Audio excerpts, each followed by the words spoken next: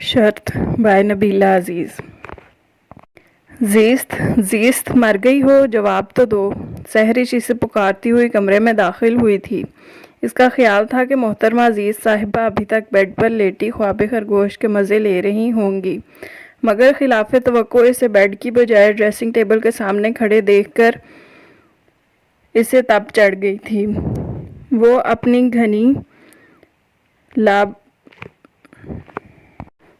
घनी लंबी मुड़ी हुई पलकों पर बड़े महारत और एहतियात के साथ मस्कारा लगाने में मसरूफ़ थी। इसने सहरिश के पुकारने या इसकी आमद का कोई नोटिस नहीं लिया था, बस अपने काम में मशगूल रही थी, इंतहाई इन्हमाक के साथ। गूंगी हो, जवाब नहीं दे सकती, वो गुस्से से कहती हुई दरवाजे की चौखट से हटकर इसके करीब आ खड़ी हुई थी। जब तक मैं मस्कारा ना लगा लूं, चुपचाप खड़ी रहो। वो दोबारा नज़रों का जाविया बदलते हुए अपने साबका काम में मसरूफ़ हो गई थी।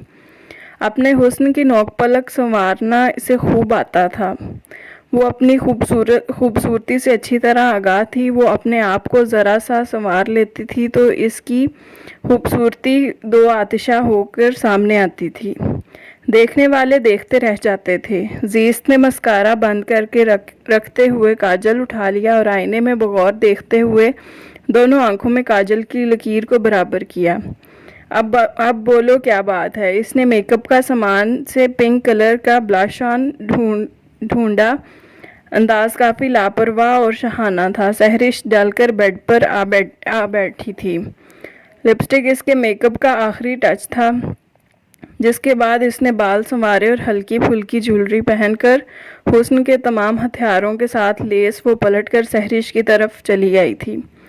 हैं, तुम अभी तक तैयार नहीं हुई? इस तरह क्यों बैठी हो? मैं नहीं हो रही तैयार। मैंने नहीं जाना, तुम लोग जाओ। वो रुख मोड़े हुए किताब लेकर बैठ गई। क्यों नहीं जा रही हो तुम? हम लोगों की तैयारी करवा कर अब तुम्हें ना जाने का ख्याल आया है? मसला क्या है? ज़ीस्त काट खाने को दौड़ी थी। पिछले 2 हफ्ते से वो लोग रोज़ाना प्रोग्राम बनाती थीं कि संडे के रोज़ घूमने फिरने और होटलिंग करने चलेंगे, और पिछले 2 हफ्तों से इनका जोशो खरोश देखने से ताल्लुक़ रखता था। अपनी पॉकेट मनी जमा कर रखी थी ताकि शॉपिंग ज़्यादा हो सके, और आज इनका प्रोग्राम था। लेकिन मसला कोई पेश आ जाता। यस, मैं नहीं जाऊंगी, सहरिश ने संजीदगी से कहा। इनकार की कोई वजह भी होती है? ज़ीस्त झुंझलाई। वजह यह है कि सहरिश के नए नकोर सूट का दुपट्टा चल गया है, वो भी तुम्हारी वाली स्त्री से, जिसको इतने दिनों से ख़राब करके तुमने हमारे कमरे में डाल रखा था। सानिया ने कमरे में दाखिल होते हुए ज़ीस्त की बात सुन ली थी। सहरिश बेड पर बैठी किताब चेहरे के सामने किए इन दोनों की मौजूदगी और गुफ्तगू से लाताल्लुक़ नज़र आ रही थी। तो यार, इससे किसी और से पूछ लेते हैं। इतना बड़ा हॉस्टल है, लड़कियों और दुपट्टों से भरा पड़ा है, किसी से तो मिल जाएगा। हाँ, हम हर कमरे का दरवाज़ा खटखटाते हैं। क्या आपके पास लाइट पर्पल कलर का दुपट्टा है? अगर है तो प्लीज़ आज शाम तक के लिए उधार दे दें। हमारी बच्ची का दुपट्टा जल गया है, वो बेचारी बैठी रो रही है, आपकी बड़ी मेहरबानी होगी, वगैरह वगैरह। सानिया ने काफ़ी सुलग कर तमस्खुराना अंदाज में नक्शा खींचा था। हाँ, तो कोई मज़ाइका भी नहीं है, इसने लापरवाह अंदाज में कहकर कंधे उचकाए थे। और ऐसा काम यकीनन तुम ही कर सकती हो, हमसे तो नहीं हो सकता। सानिया ने इसे जताया था। हाँ, वाकई ऐसा काम मैं ही कर सकती हूँ, क्योंकि ऐसे कामों के लिए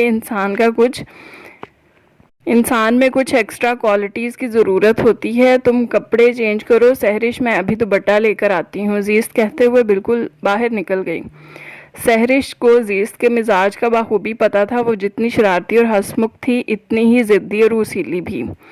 इस वक्त वो इसके लिए दुपट्टा ढूंढने निकल चुकी थी और इसे कपड़े चेंज करने का कह गई थी। लिहाजा बेहतरी इसी में थी कि इसके आने से पहले कपड़े चेंज कर लिए जाते।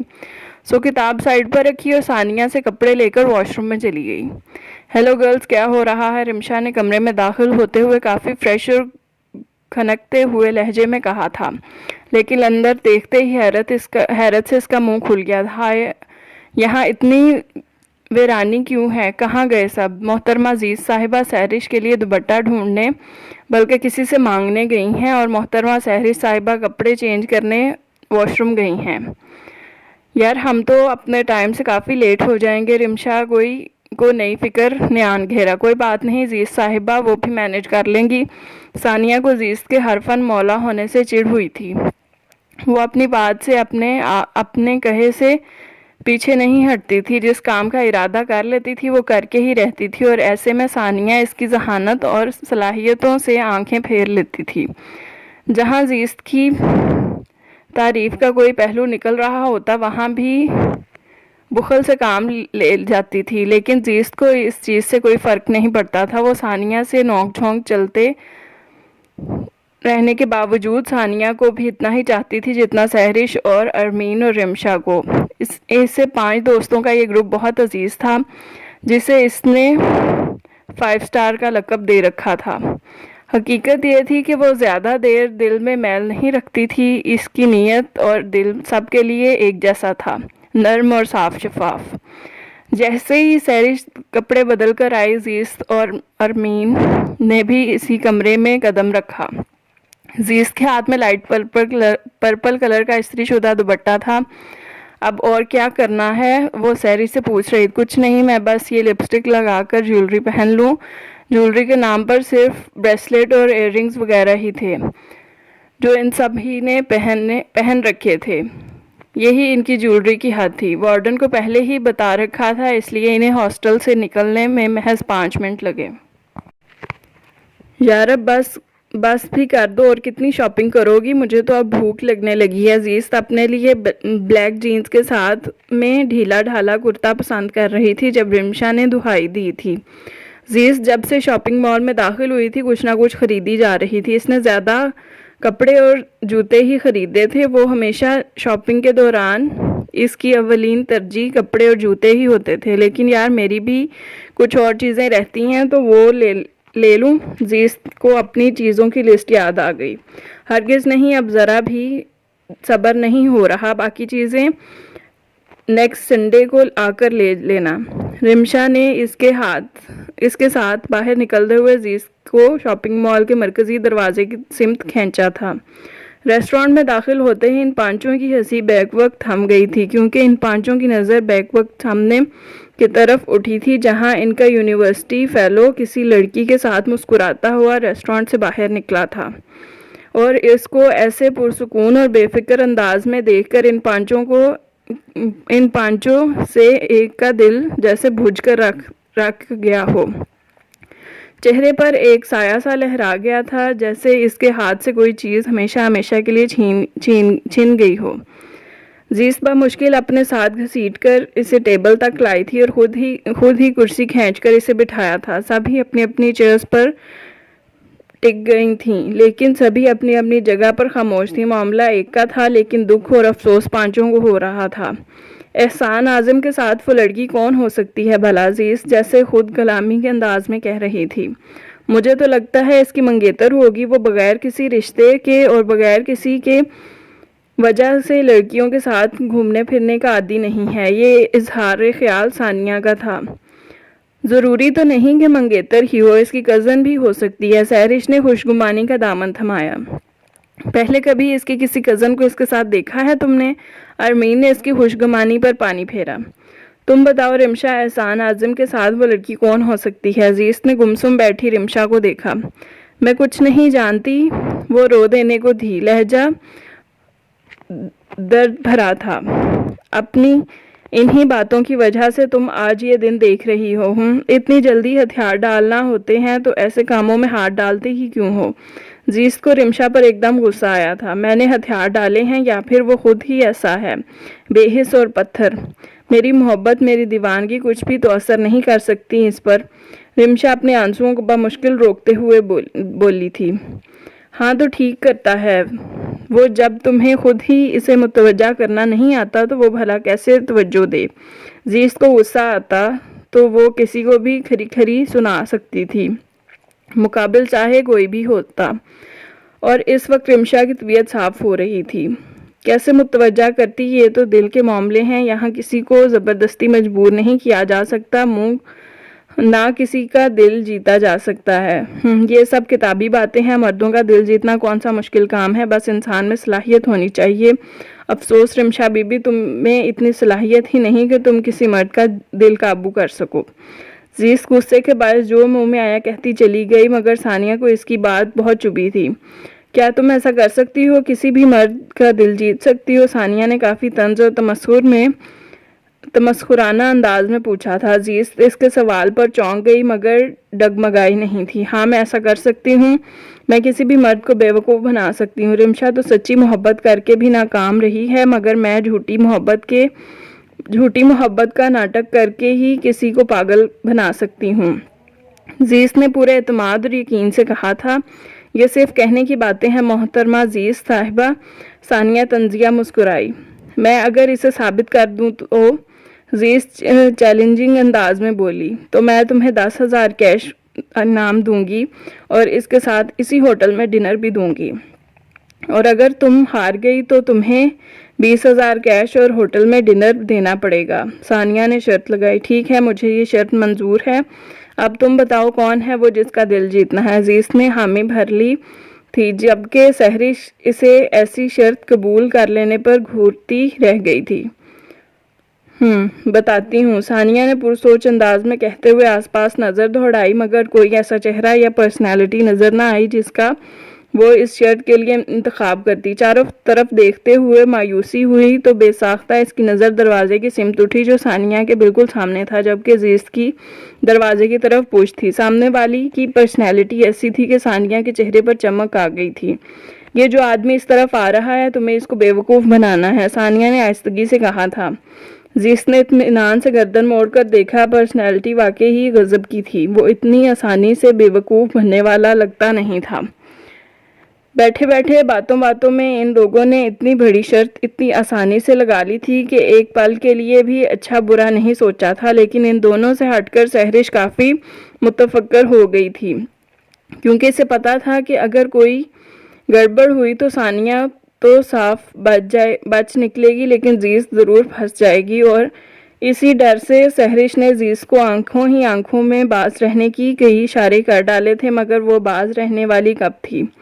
اپنے کہے سے پیچھے ہٹنا اس کے لیے بہت ہی مشکل کام ہوتا تھا، شاید یہ بھی کہ اس کی رگوں میں دوڑتے خون کی خاصیت تھی۔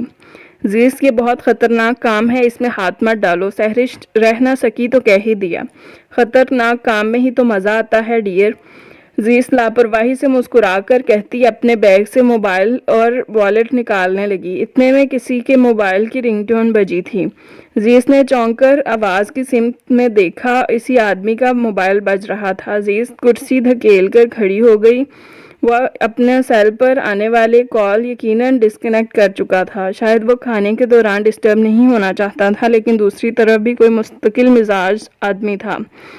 سیل دوبارہ بجنے لگا۔ زیس کو اپنی پلاننگ آسان لگنے لگی تھی، اس کے پہنچنے تک وہ کال دوبارہ بند کر چکا تھا۔ ایکسکیوز می سر، کیا میں یہاں بیٹھ سکتی ہوں؟ زیس اس کے قریب کھڑی پوچھ رہی تھی۔ اس نے چونک کر زیس کی سمت دیکھا۔ لائٹ گرے اور لائٹ پنک کلر کے کمبینیشن کی لانگ شرٹ اور ٹراؤزر میں ملبوس، بالوں میں براؤن کرل، گلاسز ٹکائے، تیکھے اور پرکشش نین نقوش کی مالک، انتہائی سٹائلش لڑکی بہت اعتماد سے اس کے مقابل والی چیئر پر بیٹھنے کی اجازت طلب کر رہی تھی۔ وہ حیران تو ہوا، مگر پھر بھی اسے بیٹھنے کی اجازت دے دی۔ بیٹھیے پلیز، اس نے اشارہ کیا۔ تھینک یو، سنجیدگی سے شکریہ ادا کرتی وہ بیٹھ گئی۔ سوری سر، میں نے آپ کو ڈسٹرب کیا، لیکن میرے پاس اس کے سوا کوئی چارہ بھی نہیں تھا۔ وہ انتہائی سنجیدگی اور شائستہ انداز میں بات کر رہی تھی، جبکہ وہ محض سوالیہ نظروں سے اسے دیکھ رہا تھا۔ اس سے پہلے کہ وہ مزید کچھ کہتی، ان کا فون دوبارہ ایک بار پھر بجا۔ ہیلو، اس نے کال ریسیو کر لی۔ زیس اسے سر پیر جائزہ لیتی نظروں سے دیکھنے لگی اور دل ہی دل میں اس کی پرسنالٹی کو سراہے بنا نہ رہ سکی۔ وہ حقیقتاً مردانہ وجاہت سے مالا مال تھا۔ اس کی شاندار شخصیت پہلی نظر میں ہی متاثر کر دینے کی صلاحیت رکھتی تھی۔ میں کل آپ کو آفس میں ملوں گا، اس وقت بزی ہوں، بائے۔ اس نے دو ٹوک کہتے ہوئے فون بند کر دیا۔ جی میم، آپ کچھ کہہ رہی تھی شاید۔ وہ دوبارہ اس کی طرف متوجہ ہو چکا تھا۔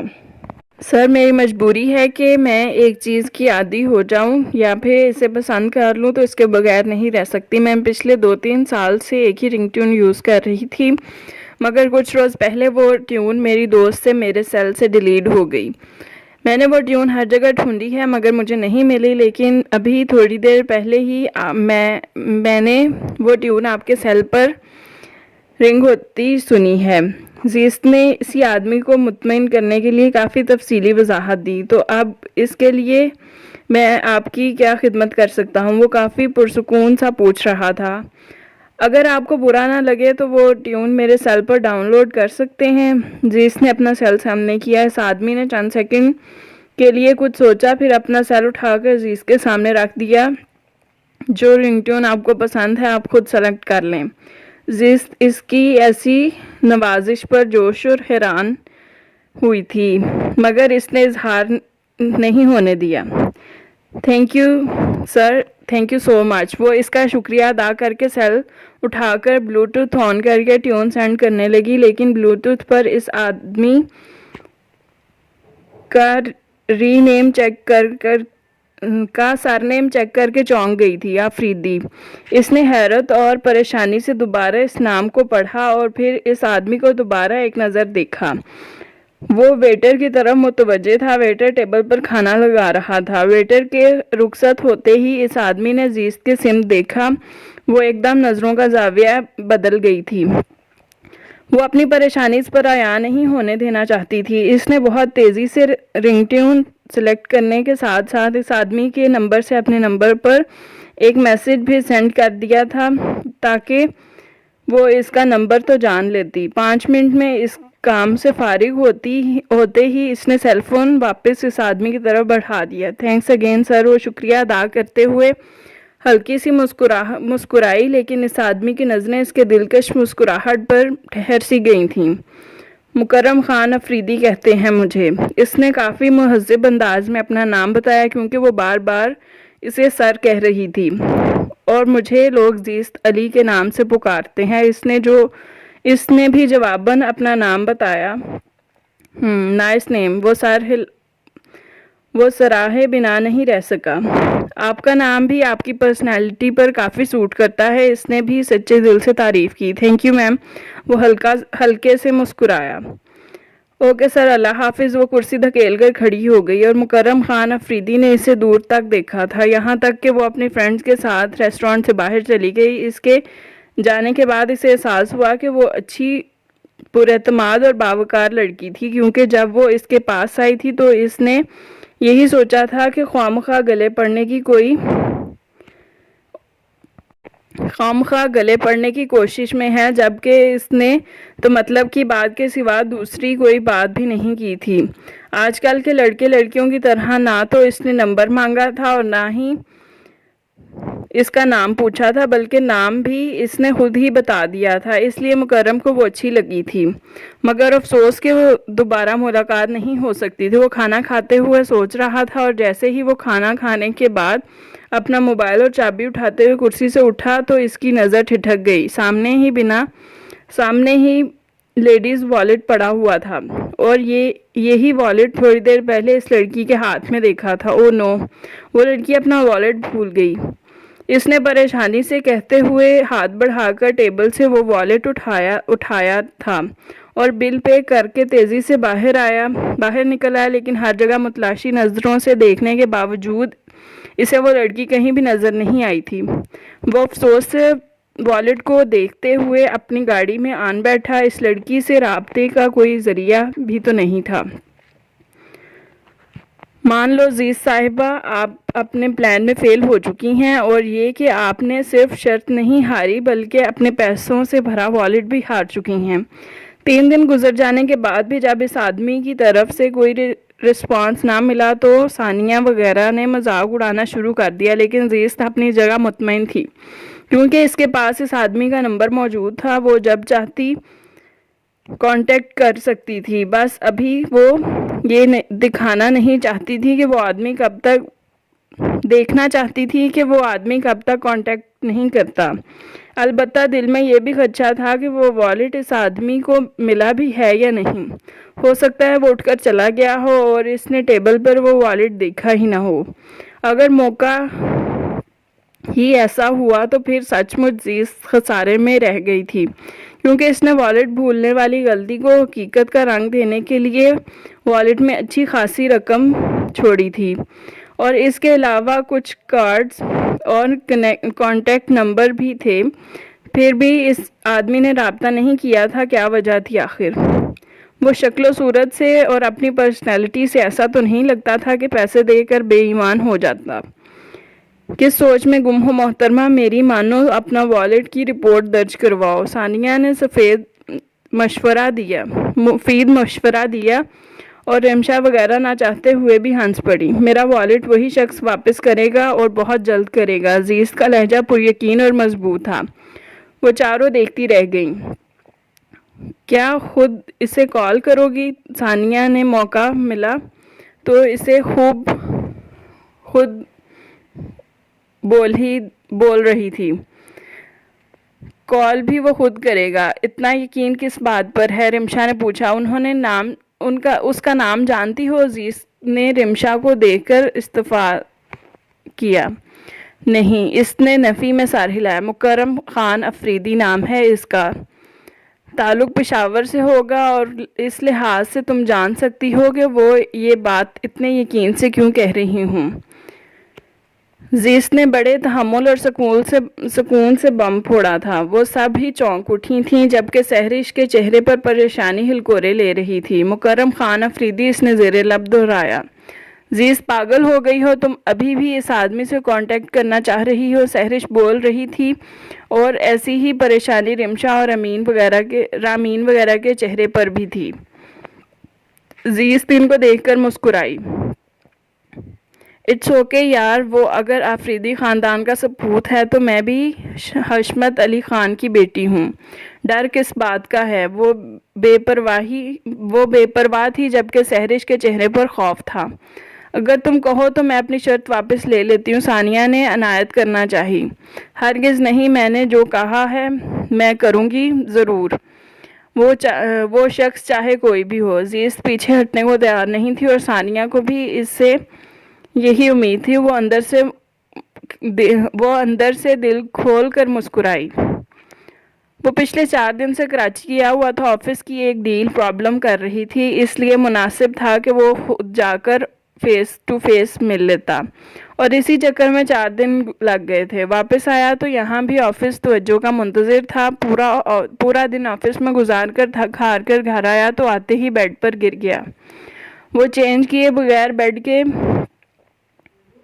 بیچوں بیچ چاروں شانے چت لیٹا بے سدھ ہو رہا تھا۔ آنکھیں کھلی تو موبائل فون بج رہا تھا۔ اس نے لیٹے لیٹے ہی موبائل کان سے لگایا۔ ہیلو، اس کی آواز بھاری ہو رہی تھی۔ السلام علیکم لالا سائیں۔ دوسری طرف ارقم تھا۔ مکرم اس کی آواز سن کر مسکرایا۔ وعلیکم السلام، کیسے ہو یار؟ مکرم کا لہجہ محبت اور اپنائیت سے لبریز تھا۔ میں ٹھیک ہوں، آپ سنائیں؟ اتنے دن ہو گئے آپ گاؤں نہیں آئے۔ ارقم اداسی سے بولا۔ یار ابھی تو کراچی سے آیا ہوں، 4 دن لگ گئے وہاں۔ وہ مکرم سے کافی چھوٹا تھا، ابھی اسکول میں پڑھ رہا تھا۔ اب 2 دن بعد آؤں گا۔ کیوں 2 دن بعد کیوں؟ میں آ کر بتاؤں گا۔ مکرم کچھ سوچ کر مسکرایا۔ تو اب گاؤں کا چکر لگائیں، اماں جی اور آغا جی آپ کو مس کر رہے ہیں۔ آغا جان کو فون دو، میں ان سے بات کرتا ہوں۔ مکرم بیڈ سے اٹھ کر ڈریسنگ ٹیبل کے سامنے کھڑا ہوا اور ایک ہاتھ سے اپنی شرٹ کے بٹن کھولنے لگا۔ ارقم نے فون آغا جان کو پکڑا دیا۔ السلام علیکم آغا جان۔ وعلیکم السلام، کراچی سے کب آئے ہو؟ وہ بیٹے کی آواز سنتے ہی جیسے جوان ہو اٹھے تھے۔ انہیں اپنے دونوں بیٹے بہت عزیز تھے۔ ان کی سوچ اپنے قبیلے کے لوگوں سے کافی مختلف تھی۔ انہوں نے اپنے دونوں بیٹوں کا رجحان کبھی بھی اپنی خاندانی دشمنیوں کی طرف نہیں ہونے دیا تھا۔ انہوں نے ہمیشہ ان دونوں کو اس چیز سے دور رکھا تھا، اور یہی وجہ تھی کہ مکرم خان افریدی اعلیٰ تعلیم مکمل کرنے کے بعد اپنا ذاتی بزنس چلا رہا تھا۔ ان کے خاندان اور قبیلے میں کیا کچھ ہو رہا تھا اس کی کبھی خبر ہی نہ رکھی تھی۔ آج ہی آیا ہوں، آپ سنائیں، آپ کیسے ہیں اور اماں کیسی ہیں؟ اور اماں کہاں ہیں؟ مکرم کافی دیر ان سے باتیں کرتا رہا۔ آغا جان نے ہی پھر فون بند کیا تھا۔ مکرم شاور لینے باتھ روم میں گھس گیا۔ شاور لینے کے بعد کمرے میں آیا تو اس کا موبائل متواتر بج رہا تھا، اور نہ جانے کیسے اچانک اسے اپنے موبائل کی رنگ ٹیون سن کر زیس کا خیال آیا تھا۔ اس نے کچھ یاد آتے ہی آگے بڑھ کر اپنی سائڈ ٹیبل کی دراز کھولی۔ سامنے ہی وہ والیٹ رکھا تھا۔ اس نے تیزی سے وہ والیٹ باہر نکال لیا اور اس روز واپس آ کر اس نے یہ والیٹ اسی طرح دراز میں ڈال دیا تھا اور دوسری روز صبح ہی کراچی چلا گیا تھا۔ وہ والیٹ کھولتے ہوئے بیڈ پر بیٹھ گیا۔ والیٹ میں اچھی خاصی بھاری رقم تھی، سارے ہزار کے نوٹ تھے۔ اس نے گننے کی زحمت نہیں کی اور والیٹ کی دوسری پاکٹ چیک کرنے لگا۔ ایک چھوٹی سی آٹوگراف بک تھی، وہ 3 شاپنگ بل تھے، ایک ٹیلر کارڈ تھا، 4-5 بلیک کلر کی ہیئر پنس تھیں، 2 موبائل کارڈز تھے جو ابھی اسکریچ نہیں ہوئے تھے، ایک چھوٹا سا چیونگ گم کا پیکٹ تھا، بس ان کے علاوہ تو اور کچھ بھی نہیں تھا۔ مکرم نے ساری چیزیں چھوڑ کر آٹوگراف بک اٹھائی اور کھول کر پڑھنے لگا۔ فرسٹ پیج پر فرینڈز لکھا ہوا تھا۔ اگلا پیج کھولا، عزیز علی ہوں، یہی نام تھا اس کا۔ وہ نام پڑھتے ہی بے ساختہ بڑبڑایا۔ نام کے نیچے اس کی وش اور سیل نمبر لکھا ہوا تھا۔ اس سے اگلے پیج پر سہرش ریاض کا نام، اس کی وش اور اس کا سیل نمبر تھا۔ تیسرے پیج ثانیہ اور چوتھا رمشا کا تھا اور سب سے آخر میں رامین کا نام درج تھا۔ اس سے آگے چند اشعار درج تھے اور پھر کچھ اوٹ پٹانگ باتیں۔ وہ بے ساختہ ہنس دیا۔ آخری عبارت دلچسپ تھی۔ یہ نوٹ بک جس کو بھی ملے برائے مہربانی شرافت کا ثبوت دیتے ہوئے ہمیں اس پتے پر ارسال کر دیں۔ ہم پانچوں کی دعائیں اس کے ساتھ رہیں گی۔ انٹرسٹنگ۔ اس نے وہ نوٹ بک بند کی اور پھر اپنے سیل فون کو دیکھنے لگا اور کچھ سوچتے ہوئے زیس کا نمبر ڈائل کر لیا۔ دوسری طرف رنگ جا رہی تھی۔ ہیلو، اس کی آواز کچھ مصروف سی تھی۔ السلام علیکم، وہ متانت سے بولا۔ اس کی بھاری گمبھیر آواز سن کر دوسری طرف کمپیوٹر پر مصروف زیس کو بری طرح چونک کر رہ گئی تھی۔ مصروفیت کے باعث اسے نمبر دیکھے بنا ہی کال ریسیو کر لی تھی۔ آپ کون؟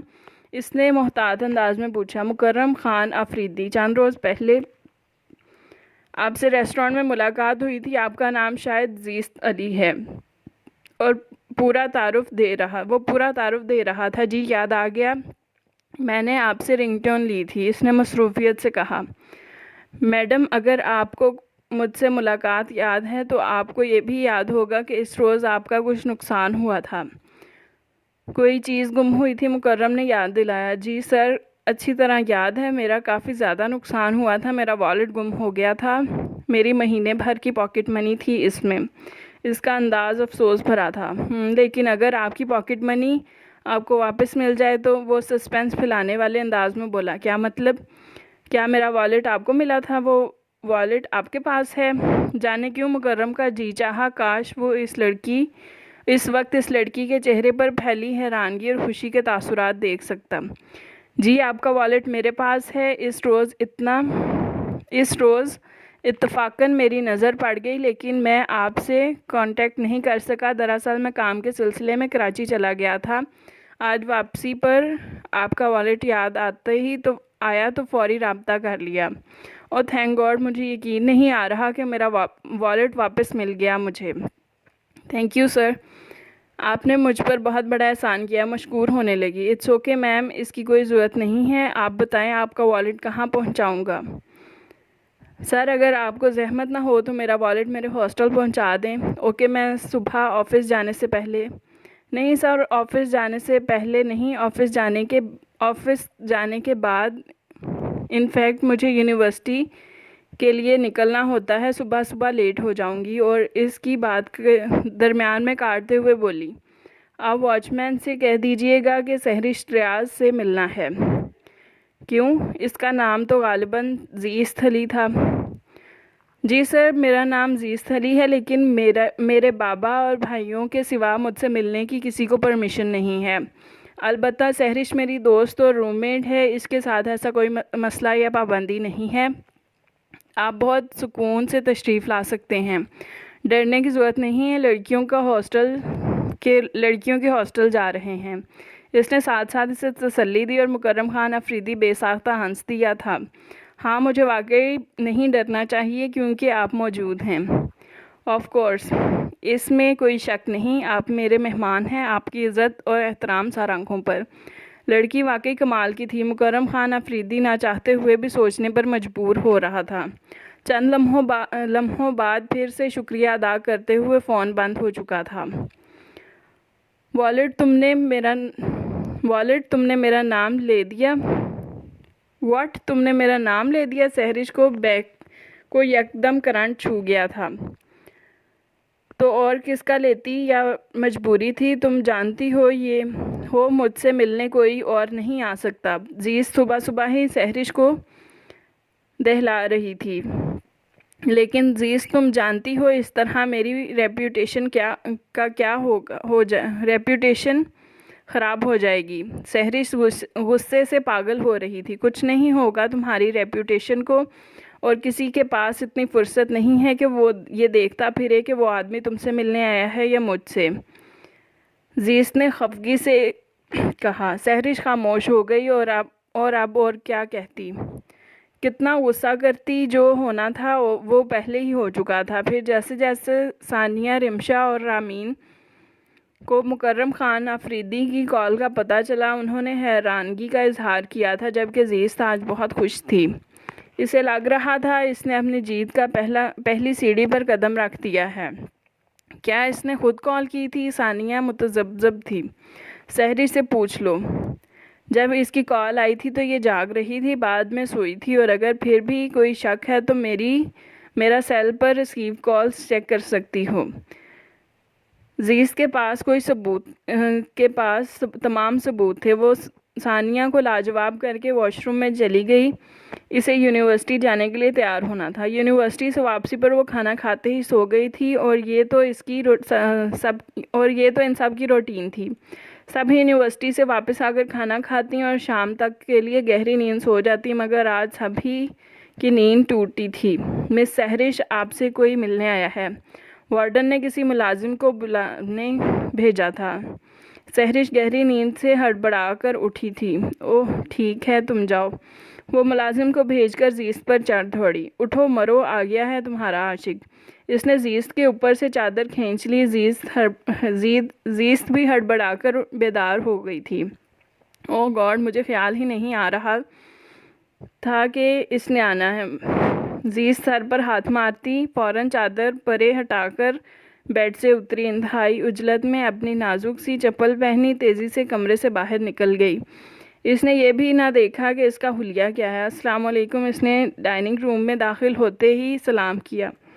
مکرم افریدی ٹیبل پر رکھے اخبار دیکھنے مصروف تھا۔ اس کی آواز پر فوراً متوجہ ہوتے صوفے سے کھڑا ہوا تھا۔ وعلیکم السلام، کیسی ہیں آپ؟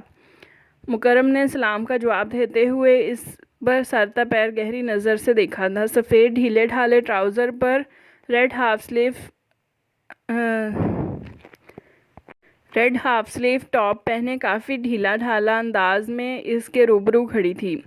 سیاہ گھنے گھنگریالے بال اس وقت بکھرے ہوئے تھے۔ وہ موٹی موٹی سحر انگیز آنکھیں نیند سے اچانک تعلق ٹوٹنے کا اعلان کر رہی تھی، کیونکہ اس وقت آنکھوں کی گلابیاں اور بوجھل پن عروج پر تھا۔ فائن سر، آپ سنائیں کیسے ہیں؟ وہ اپنا دماغ ٹھکانے لاتی ہوئی بامشکل کہہ پائی تھی، ورنہ اس طرح اچانک ہڑبڑا جانے پر اس کی دھڑکنیں ابھی تک ہموار نہیں ہو رہی تھیں۔ لگتا ہے میں نے اس وقت آپ کو خاصا ڈسٹرب کیا ہے۔ مکرم اس کے انداز کی سستی بھانپ چکا تھا اور وہ اس کے سامنے ہی صوفے پر بیٹھ گئی۔ نہیں سر، ڈسٹربنس کیسی؟ بلکہ ڈسٹرب تو آپ ہوئے ہیں، آپ کو میری وجہ سے اتنی زحمت اٹھانا پڑی۔ وہ دونوں ہاتھوں سے بال سمیٹتی ہوئی بالوں کو ایک سائڈ پر ڈال چکی تھی۔ مکرم آفریدی کی نظر پہلی بار کسی لڑکی کو دیکھتے ہوئے اس طرح بے اختیار ہو رہی تھی۔ آپ کراچی کیوں گئے ہوئے تھے؟ عزیز اس کی نظروں کی محویت محسوس کرتے ہوئے اس کا تسلسل توڑنے کے لیے بولی تھی۔ آفس کے کام سے گیا تھا۔ وہ چونک کر متوجہ ہوا تھا۔ عزیز اپنے بال دوبارہ دونوں شانوں پر ڈال چکی تھی۔ آپ اکیلے کام کرتے ہیں؟ وہ جان بوجھ کر ادھر ادھر کے سوال کر رہی تھی تاکہ ملاقات کو طول دے دیا جائے۔ میرا ذاتی بزنس ہے، کسی کے ساتھ کوئی پارٹنرشپ نہیں ہے، اس لیے زیادہ کام خود ہی سنبھالنا پڑتا ہے۔ اور آپ کی فیملی؟ وہ رفتہ رفتہ سوال بڑھا رہی تھی۔ میرا تعلق پشاور سے ہے، کافی بڑی فیملی ہے ہماری، البتہ ہم لوگ 2 بھائی اور 2 بہنیں ہیں۔ بہنوں کی شادیاں ہو چکی ہیں اور میرے والد محترم، جن کو ہم سب آغا جان کہتے ہیں، وہ خاندانی دشمنیاں نپٹاتے پھر رہے ہیں۔ والدہ محترمہ نے گھر سنبھال رکھا ہے، چھوٹا بھائی 9th کلاس کا اسٹوڈنٹ ہے، اور میں آپ کے سامنے موجود ہوں۔ زیست بے ساختہ مسکرا اٹھی۔ یعنی آپ ابھی آزاد پھر رہے ہیں؟ آپ کسی خانزادی کے پلو سے نہیں بندھے؟ وہ جیسے اسے چھیڑ رہی تھی۔ اور ایسا ہوگا بھی نہیں۔ میں کسی خانزادی کے پلو سے نہیں بندھ سکتا۔ میری سوچ، میرے خیالات اپنے علاقے کے لوگوں سے مختلف ہیں۔ میں وہیں پیدا ہو کر وہیں کسی کی دشمنی کی بھین چڑھ کر اپنے قتل کا ارادہ رکھنے والوں میں سے نہیں ہوں۔ میرے لیے میری تعلیم، میرا بزنس، میری آزادانہ لائف سٹائل ہی سب کچھ ہے۔ میں قبیلوں کے فیصلوں سے ہٹ کر ایک آزاد اور خود مختار زندگی جینا چاہتا ہوں، اور اس کا حق میرے بابا نے مجھے دے دیا ہے۔ مکرم خان آفریدی کی باتیں زیست کو اندر سے حیران کر رہی تھیں اور متاثر بھی۔ اینی وے، یہ باتیں تو ہوتی رہیں گی، آپ بتائیں کیا لیں گے؟ زیست نے سر جھٹک کر ٹاپک بدلا۔ نو تھینکس میم، میں خاصا لیٹ ہو چکا ہوں۔ میں نے آج تھوڑی شاپنگ کے لیے جانا تھا، بس آپ کا والیٹ پہنچانے کی جلدی تھی، اس لیے سیدھا اس طرف آ گیا۔ وہ گھڑی دیکھتے ہوئے فوراً کھڑا ہوا تھا اور اپنی جیب سے والیٹ نکال کر زیست کی سمت بڑھایا۔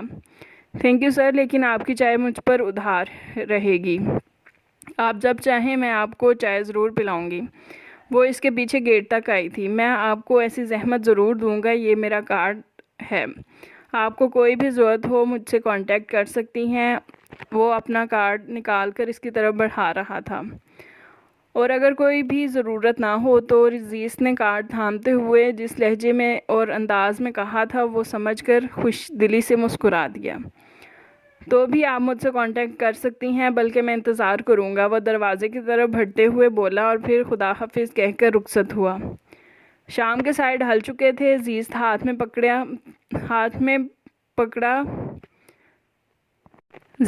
میں پکڑا والیٹ اور اس میں کارڈ دیکھتی ہوئی اندر آ گئی۔ آئی ایم سوری مکرم خان آفریدی، تم حقیقتاً ایک اچھے انسان ہو، مگر تم کو بیوقوف بنانا میری مجبوری ہے۔ وہ دل ہی دل میں افسوس کا اظہار کرتی اندر آ گئی تھی۔ آغا جان مکرم لالا آ گئے۔ ارکم حویلی کی چھت پر کھڑا کبوتروں کی اڑان دیکھ رہا تھا جب اس نے حویلی کی طرف آنے والی سڑک پر مکرم خان آفریدی کی لینڈ کروزر دیکھی تھی، اور وہ باقی سب کو چھوڑ چھاڑ کر نیچے بھاگا تھا۔ خان صاحب مردان خانے میں تھے۔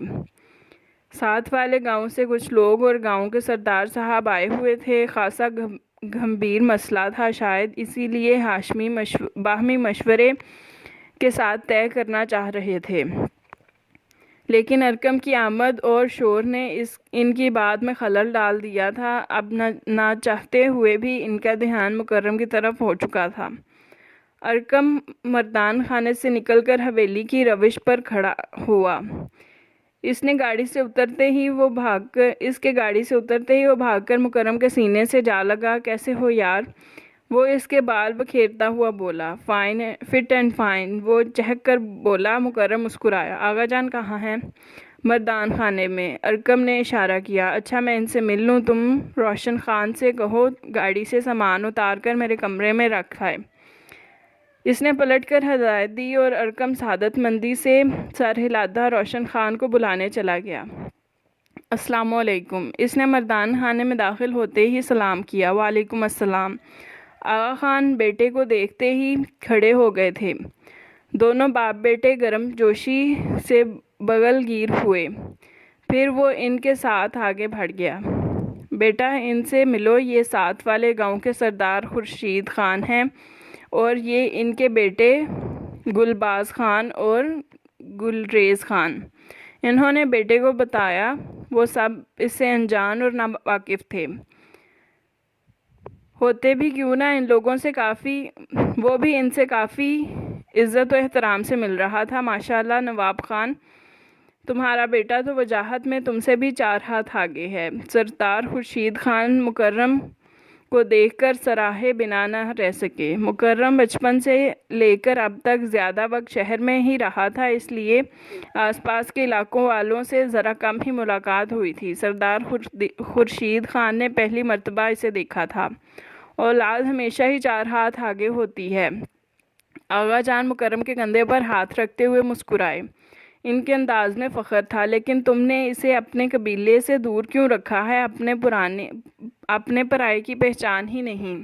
انہیں اعتراض ہوا تھا۔ اچھا ہے نا، کسی کی پہچان نہیں ہے، یا تو سب کو اپنے جیسا اپنا سمجھے گا یا سب کو پرایا، اور قبیلے میں سوائے دشمنوں اور قتل و غارت کے سوا اور رکھا بھی کیا ہے؟ میری خواہش تھی کہ قبیلے کے رسم و رواج سے ہٹ کر میرے بچے پڑھے لکھے ہوں اور ایک سکون کی زندگی گزاریں۔ بیٹیوں کو 14 جماعتیں پڑھا کر ان کے گھر کا کر دیا۔ بیٹا پڑھ لکھ کر اپنا بزنس کر رہا ہے، چھوٹا بیٹا ابھی پڑھ رہا ہے۔ ان خاندانی دشمنی اور جھمیلوں کے لیے میں ہی کافی ہوں۔ آغا جان اپنی جگہ بہت خوش اور مطمئن تھے، یعنی تمہارے بعد تمہارا خاندانی نظام ٹھپ ہو کر رہ گیا ہے۔ تمہارے بیٹے نہ تو تمہاری دشمنی نبھا سکیں گے اور نہ تمہارا نام چلا سکیں گے۔ جو کچھ بھی ہے وہ سب تمہاری زندگی تک ہے۔ سردار خورشید کی بات نواب خان افریدی کو خاصی بری طرح چبھی تھی۔ مکرم نے بھی چونک کر ان کی سمت دیکھا تھا۔ اس نے سردار خورشید خان کو جواب دینے کے لیے لب کھولے ہی تھے کہ آغا جان نے منع کر دیا۔ وہ ان کی آنکھوں کا اشارہ سمجھ کر چپ ہو گیا۔ سردار، مجھے پتا ہے میرے بیٹے میرا نام کس حد تک چلا سکتے ہیں اور کیا کچھ کر سکتے ہیں، لہٰذا یہ بحث قبل از وقت ہے۔ زندگی رہی تو دیکھیے گا میرے بیٹے میرا کتنا نام روشن کرتے ہیں۔ جاؤ بیٹا، تھکے ہوئے آئے ہو، آرام کرو، ماں اور دادی سے ملو، انتظار کر رہی ہوں گی۔ خان صاحب نے تحمل سے کہا۔ مکرم اٹھ کر باہر آ گیا۔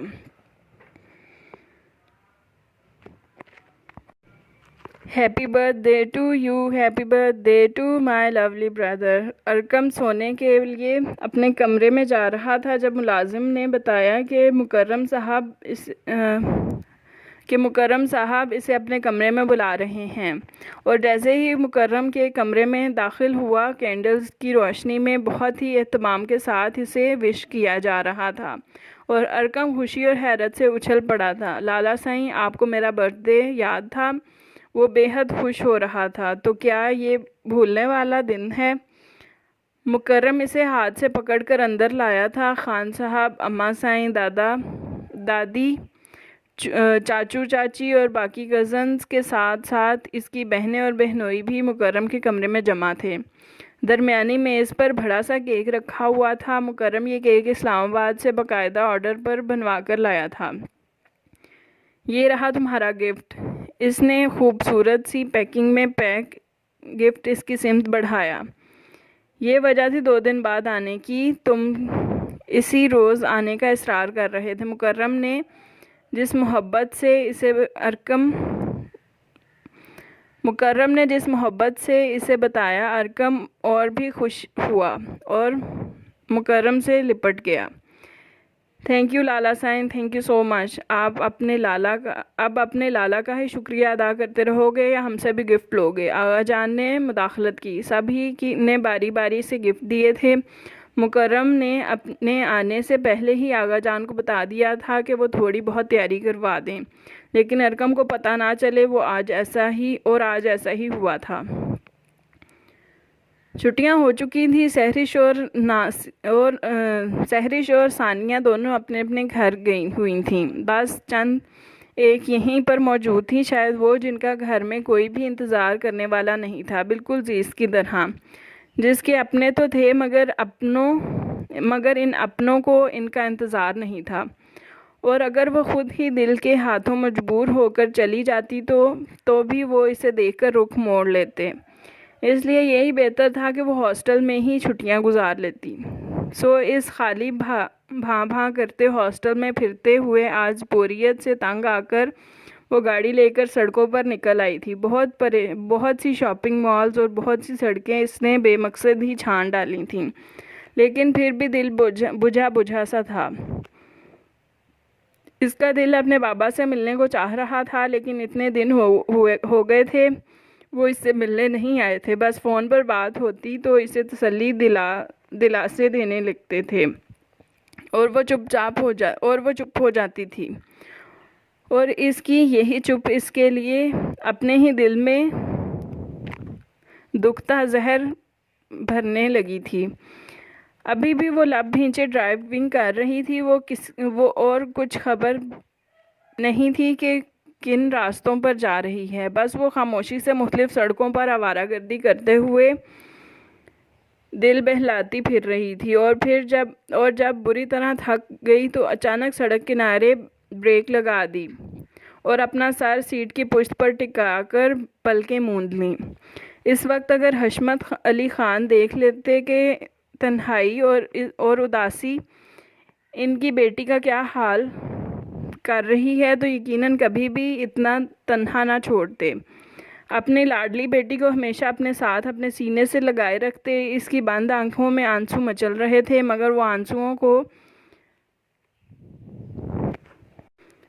آنسوؤں کو بہانا نہیں چاہتی تھی۔ اس نے سختی سے تمام آنسو واپس دل کے دریا میں ڈال دیے تھے اور اپنے آپ کو سنبھالنے کی کوشش کرنے لگی۔ دل اداس ہو تو دوستوں سے ملنا چاہیے، مکرم خان عین اس کی گاڑی کے قریب آ کر بولا تھا، اور زیس نے چونک کر آنکھیں کھول دیں۔ کچھ ہی دور اس کی گاڑی بھی کھڑی تھی، وہ یقیناً اسے دیکھ کر ہی گاڑی سے اتر آیا تھا۔ مجھے اپنے دکھ دوسروں کے سامنے رونا اچھا نہیں لگتا، وہ اپنی لہجے کی نمی پر کنٹرول کرتے ہوئے بولی تھی۔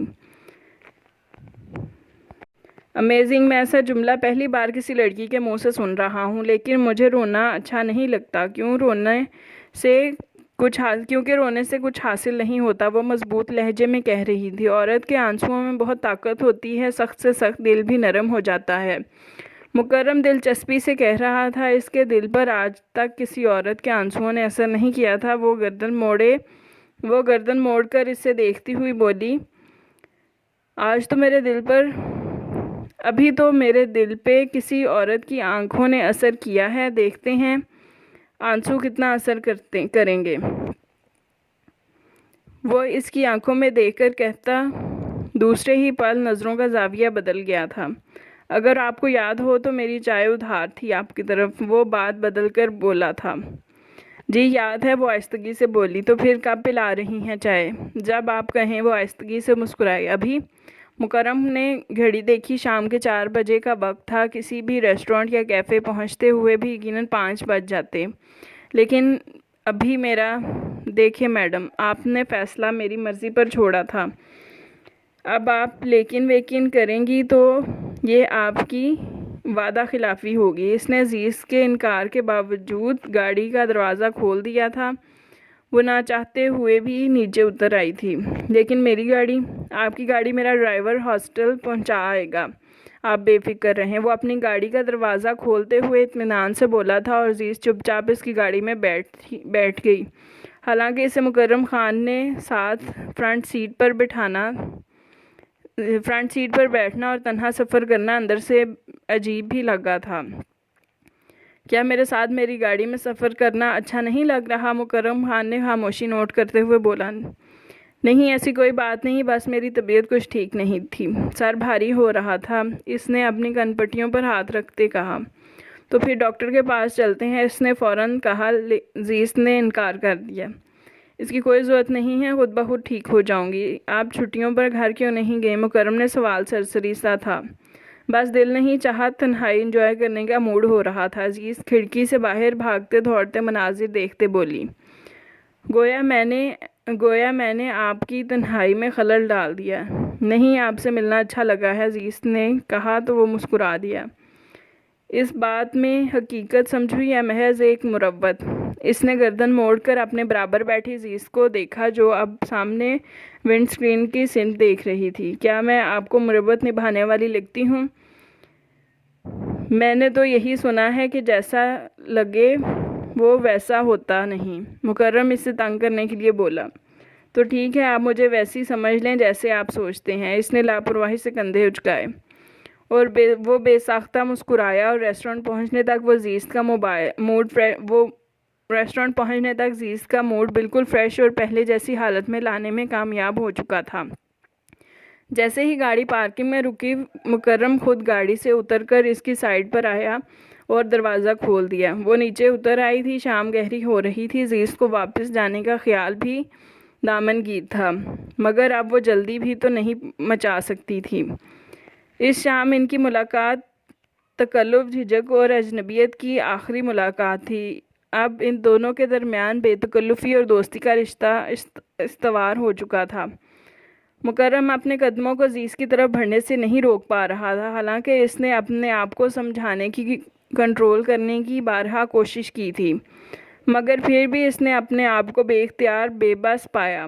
وہ جان چکا تھا کہ اس کے قدم ایک ایسی راہ کے مسافر ہو چکے ہیں جہاں واپس پلٹ کر آنا ہمیشہ ہی ناممکن ٹھہرتا تھا، لیکن اس نے یہ بات ابھی تک زیست پر ظاہر نہیں ہونے دی تھی۔ وہ اس کے سامنے بہت ہی نارمل اور لاپرواہ سا بن کر رہتا تھا، یوں جیسے وہ اسے صرف دوست کا ہی درجہ دیتا ہو، حالانکہ اس کا دل تو کسی اور جذبے کے ہاتھوں ملغوب ہو چکا تھا جس کو فی الحال پوشیدہ رکھنا ہی بہتر تھا، اور وہ اس کے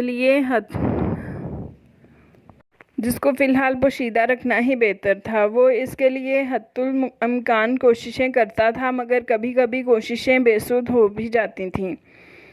اس کے انداز و اطوار سے آغا جان کئی دنوں سے مشکوک ہو رہے تھے، لیکن کہا نہیں تھا۔ میں تمہیں پک کرنے آ رہا ہوں، تم بس تیار ہو۔ موبائل پر مکرم خان افریدی کا میسج دیکھ کر زیست بیڈ سے اٹھ بیٹھی۔ اوکے، میں تیار ہو رہی ہوں، اس نے اسے جواب دیتے ہوئے گہری سانس کھینچی اور اپنا موبائل بیڈ پر ڈال کر کپڑے چینج کرنے کے لیے اٹھ گئی تھی۔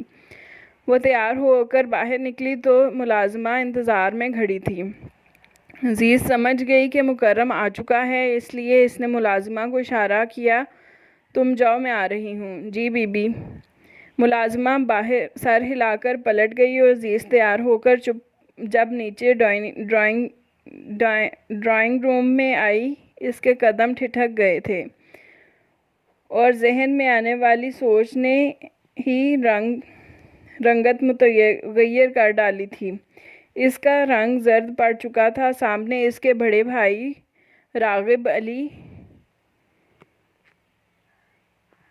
خٹک اپنے جارحانہ تیوروں سمیت صوفے پر براجمان تھے اور ساتھ ان کی 2 گن مین بھی تھے۔ السلام علیکم لالا جی۔ یہ اس کی بدحواسی ہی تھی کہ وہ آج پہلی بار انہیں لالا جی کہہ رہی تھی، ورنہ وہ ہمیشہ انہیں بھائی ہی کہتی تھی۔ وعلیکم السلام، کہاں تھی اتنی دیر؟ ہم کب سے بیٹھے انتظار کر رہے ہیں۔ ان کے لیے لہجے کی سختی ہمیشہ کے لیے نمایاں تھی۔ میں شاور لے رہی تھی، مجھے پتہ نہیں تھا کہ آپ آئے ہیں۔ زیست کبھی بھی اس طرح گھبراہٹ اور بوکھلاہٹ کا شکار نہیں ہوئی تھی۔ وہ ہمیشہ کچھ بھی ہو جاتا بڑے بے خوف اور نڈر رہتی تھی، مگر آج مکرم کی آمد کا سوچ کر ہی اسے کپکپی سی ہو رہی تھی۔ ایک ہی علاقے کے 2 مختلف پارٹیوں کے لوگ ایک ہی جگہ اکٹھے ہو جاتے تو قیامت کس پر آنی تھی۔ زیست کو کھڑے کھڑے اپنا سینہ چھلنی ہوتا محسوس ہوا۔ اس نے ایک دم جھرجھری سی لے کر سر جھٹک دیا۔ یا اللہ مکرم خان کو روک لے، وہ دل ہی دل میں دعا کر رہی تھی۔ کھڑی کیوں ہو؟ وہ اسے ایک ہی جگہ کھڑے دیکھ کر حیران ہوتے بولے تھے۔ او سوری، آپ سنائیں بابا کیسے ہیں؟ وہ اتنے دنوں سے شہر نہیں آئے، کیوں؟ وہ آگے بڑھ کر صوفے پر بیٹھتی ہوئی بولی، اتنے فارغ نہیں ہیں وہ روز روز شہر کے چکر لگاتے پھریں۔ وہاں گاؤں اور قبیلے کے 100 جھنجٹ نپٹانے ہوتے ہیں انہوں نے۔ میں ان کی آمد کی منتظر رہتی ہوں۔ ہر ماہ وہ میرے لیے رقم تو بھجوا دیتے ہیں مگر خود نہیں آتے۔ پہلے تو میری حویلی جانے پر پابندی تھی، کیا اب ان کے شہر آنے پر بھی پابندی ہے؟ زیست نے سارا لحاظ بالائے طاق رکھتے ہوئے پوچھا۔ یہ بات تمہیں خود پتہ ہونی چاہیے۔ خیر ہم تھوڑی جلدی میں ہیں، بابا نے کہا تھا تم سے ملتے ہوئے آئیں۔ وہ اٹھ کھڑے ہوئے۔ ہاں میں جانتی ہوں آپ بابا کے کہنے پر ہی آئے ہیں، وہ افسردگی سے کہتی ہوئی مسکرائی۔ یہ بابا نے دیا ہے۔ انہوں نے خاکی لفافہ اس کی سمت بڑھایا جو خاصا پھولا ہوا تھا۔ بابا سے کہیے گا جب وہ خود آئیں گے تب بھی لے لوں گی۔ وہ تمہارے ملازم نہیں ہیں۔ راغب علی کو غصہ آیا۔ وہ میرے والد تو ہیں نا؟ اس نے بھی جتا کر کہا تھا، تم ہم سے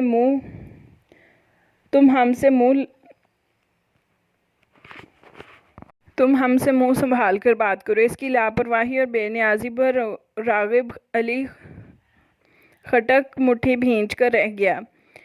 واپس جاتے ہوئے انہوں نے اسے خدا حافظ بھی نہیں کہا تھا۔ زیست وہیں کھڑی دیکھتی رہی تھی۔ خیریت کیا ہوا؟ تمہارے بھائی بڑے غصے میں گئے ہیں، رمشا اندر داخل ہوتے ہوئے بولی۔ وہ ہمیشہ ہی غصے میں ہوتے ہیں، ڈونٹ وری۔ زیست نے سر جھٹک کر موبائل دیکھا جس پر مکرم خان کا میسج تھا۔ وہ باہر گیٹ پر آ چکا تھا۔ تھینک گاڈ یہ پہلے نہیں آیا۔ اس نے شکر ادا کیا۔ کون؟ مکرم آفریدی، وہ کہہ کر باہر نکل آئی۔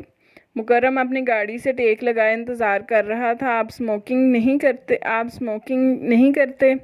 اس نے گاڑی میں بیٹھتے ہی سوال کیا۔ نہیں، کیوں؟ تمہیں یہ خیال کیوں آیا؟ وہ گاڑی سٹارٹ کرنے لگا۔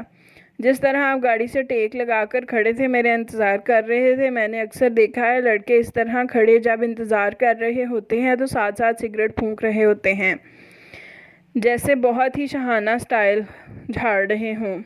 حالانکہ میری نظر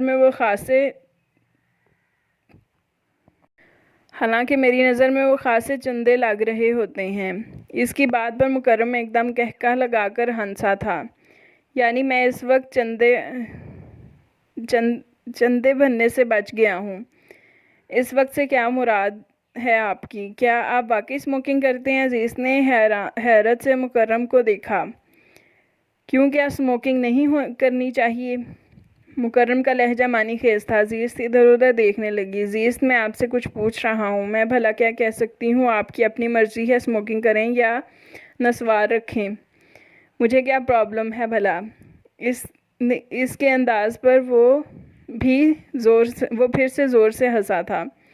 نسوار وا کیا چیز ہو، کبھی دیکھی بھی ہے تم نے؟ نہیں جناب، یہ آپ کے ہی علاقے کا تحفہ ہے، آپ کو ہی مبارک ہو۔ زیست چڑھ کر بولی تھی۔ اسے مکرم کا چھیڑنا اور دل کھول کر ہنسنا غصہ دلا رہا تھا۔ کبھی آپ کو اپنے علاقے میں لے کر گیا تو آپ کو اپنا تحفہ نسوار ہی دوں گا۔ اس نے زیست کو چھیڑا۔ اور ساتھ میں چرس سے بھرا ہوا سگریٹ بھی بھیج دیجیے گا۔ او خدایا، میں بالکل بھی نہیں جانتا تھا کہ آپ نشے کی عادی ہیں۔ مکرم نے جس انداز میں حیرانی کا اظہار کیا، زیست بے ساختہ ہنس پڑی۔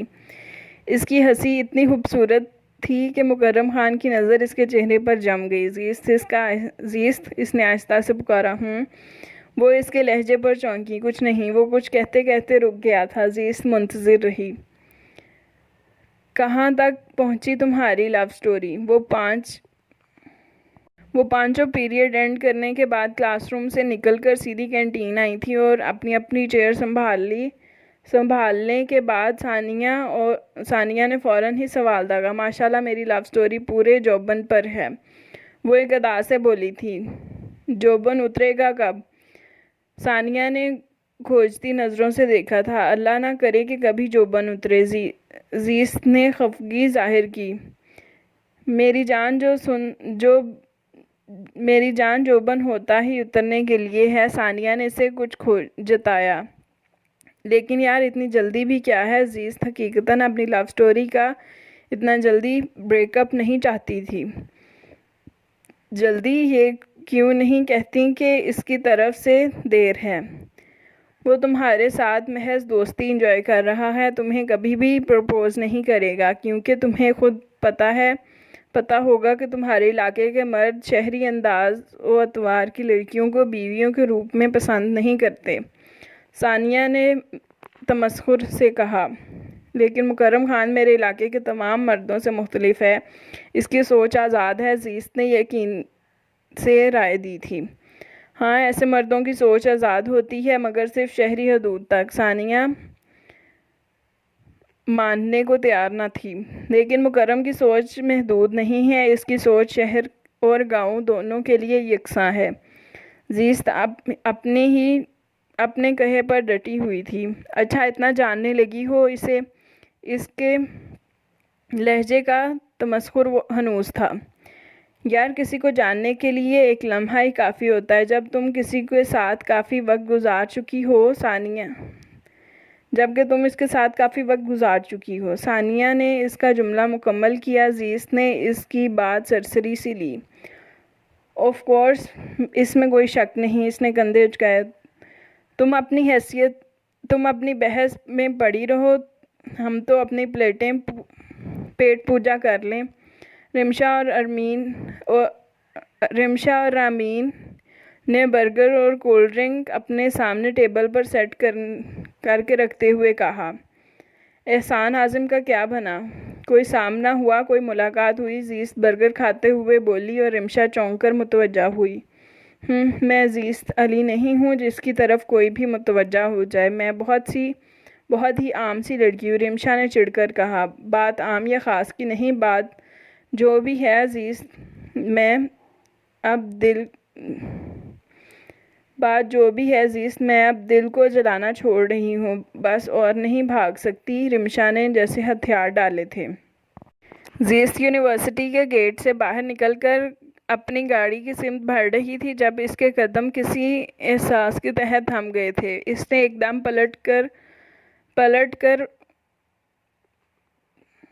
پلٹ کر دائیں بائیں دیکھا اور پھر اچانک حیرت اور بے یقینی سے دیکھا۔ بابا! وہ بے اختیار بھاگ کر ان کے قریب آئی تھی اور بڑے پیار اور بڑے شوق سے دور کھڑے اسے دیکھ رہے تھے۔ ان کے ساتھ ان کے گن مین اور ڈرائیور اور ان کا خاص ملازم بھی تھا۔ انہوں نے بازو پھیلا کر زیست کو سینے میں بھینچ لیا۔ میرا بچہ، میری جان، کیسا ہے؟ انہوں نے اس کا چہرہ دونوں ہاتھوں میں تھامتے ہوئے اس کی پیشانی چوم لی۔ میں ٹھیک ہوں بابا، آپ کیسے ہیں؟ اتنے دن مجھ سے ملنے کیوں نہیں آئے؟ میں ہر ویکینڈ پر انتظار کرتی ہوں، زیست نے چھوٹتے ہی شکوہ کیا۔ پتر، تمہیں پتہ ہے تمہارا بابا تم سے اتنے دن دور نہیں رہ سکتا، بس تھوڑا بیمار پڑ گیا تھا، اس لیے سفر نہیں کیا کہ تھکن ہو جاتی، اور تمہارے بہن بھائی بھی منع کرتے تھے کہ بابا سفر سے پرہیز کریں، کوئی نہ کوئی روک لیتا تھا، اس لیے نہیں آیا۔ حشمت راؤ خان اسے سمجھا رہے تھے۔ میرے بہن بھائی؟ وہ آہستگی سے بڑبڑائی اور حشمت راؤ چپ سے ہو گئے۔ وہ زیست کی کیفیت سمجھتے تھے۔ اب آپ کتنے دن کے لیے آئے ہیں؟ ایک دن یا ایک رات؟ اس کا لہجہ تلخ ہوا تھا۔ ہم تمہیں لینے کے لیے آئے ہیں، چند روز ہمارے ساتھ حویلی چلو، ہمارے سامنے رہو کہ ہمیں تسلی تو ہو۔ انہوں نے اس کا سر تھپکا۔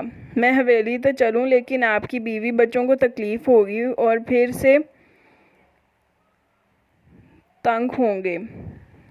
ہونے دو، جتنا ان کا مجھ پر اور اس حویلی پر حق ہے اتنا ہی تمہارا بھی ہے۔ تمہیں کسی بات کا ڈر ہے؟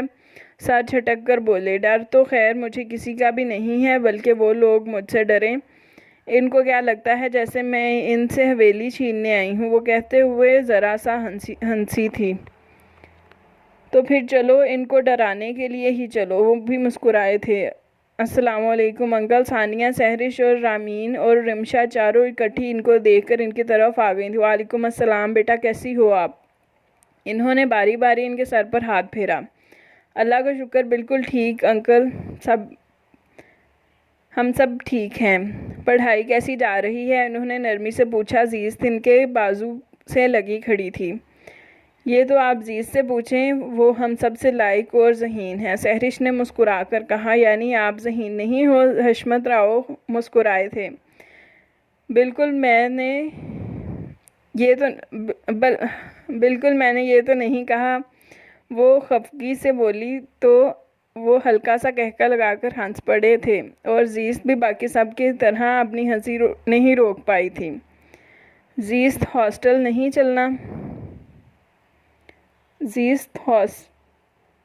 چلنا؟ انہوں نے زیست کو اطمینان سے کھڑے دیکھ کر پوچھا تھا تو وہ اپنے بابا کو سوالیہ نظروں سے دیکھنے لگی۔ تم ان کے ساتھ ہاسٹل جاؤ، ہم تھوڑی دیر تک اپنا کام نمٹا کر آ جاتے ہیں۔ انہوں نے اس کا کندھا تھپتھپایا اور زیست سر ہلا کر ان کے ساتھ گاڑی میں آ بیٹھی۔ کیا بات ہے اب انکل، کیا کہہ رہی ہیں؟ سہرش نے پوچھا۔ میں گاؤں جا رہی ہوں، زیست نے گاڑی روڈ پر ڈالتے ہوئے کہا۔ ہیں یوں اچانک کیوں؟ انہیں اچنبھا ہوا۔ بس بابا خود لینے آئے ہیں تو میں ان کو انکار نہیں کر سکتی، اس نے کندھے اچکاتے ہوئے کہا۔ اپنے بیوقوف کو کیا کہو گی؟ اس سے ملے بغیر چلی جاؤ گی؟ ثانیہ نے جس انداز سے کہا تھا زیست خوب سمجھی تھی، وہ ایسی باتیں کر کے اس کو ٹیز کرنا چاہ رہی ہے۔ میرا بیوقوف میرا انتظار کرے تو اس کی بے قراری اور بڑھے گی، اس کی تڑپ میں اضافہ ہوگا۔ وہ بڑے پرلطف انداز سے کہہ کر مسکرا رہی تھی اور ثانیہ مزید کچھ نہ کہہ سکی۔ زیست اکثر مکرم خان افریدی کے معاملے میں ان کی بولتی بند کر ڈالتی تھی۔ حاکم علی خان کے 2 بیٹوں اور 1 بیٹی تھی۔ حشمت علی خان دونوں بہن بھائیوں سے بڑا تھا۔ حشمت علی خان اور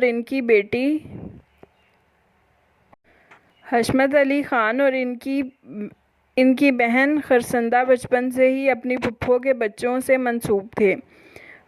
خرشندہ اپنے منگیتر کو بچپن سے ہی چاہتی تھی، جبکہ حشمت خان اپنی منگیتر زہرا سے بلا وجہ کی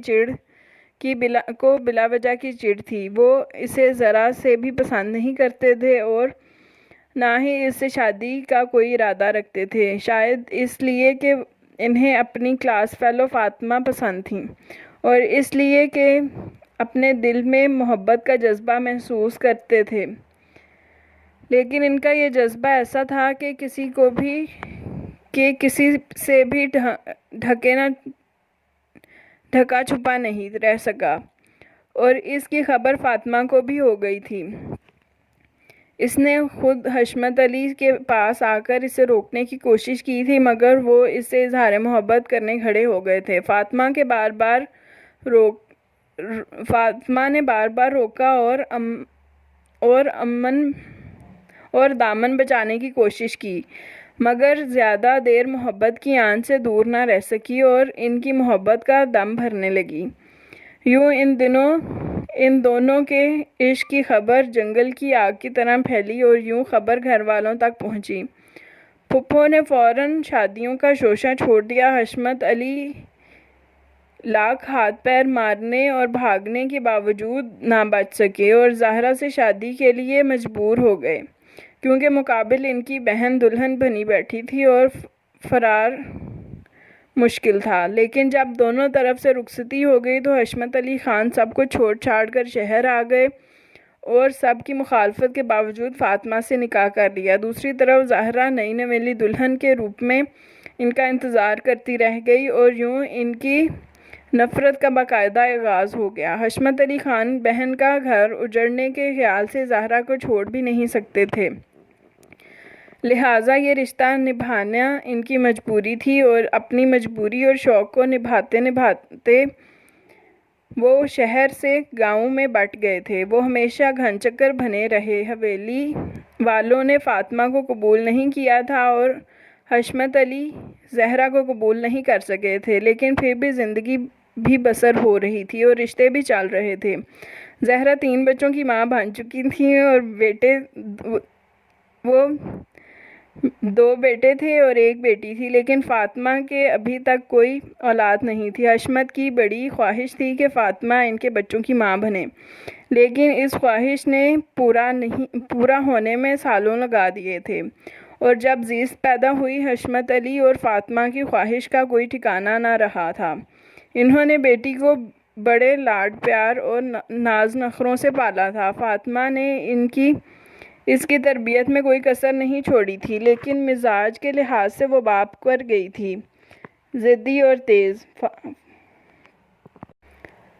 فاطمہ حشمت علی کے سامنے ایسا کہتیں تو وہ دل کھول کر ہنستے اور سینہ تان کر خوشی کا اظہار کرتے کہ ان کی بیٹی ہے تو ان ہی پر جائے گی نا۔ وہ شہر آتے تو زیست کو اپنے پاس اپنے سینے پر سلاتے تھے اور باپ کی موجودگی میں وہ ماں کو بالکل ہی نظر انداز کر دیتی تھی۔ دونوں باپ بیٹی کی خوب جمتی تھی۔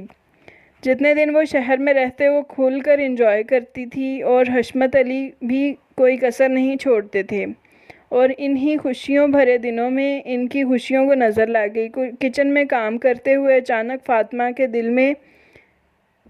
میں درد اٹھا اور پھر ہمیشہ کے لیے دل کی حرکت بند ہو گئی۔ 15 سالہ زیست ماں کی اچانک ناگہانی موت پر گمسم ہو گئی۔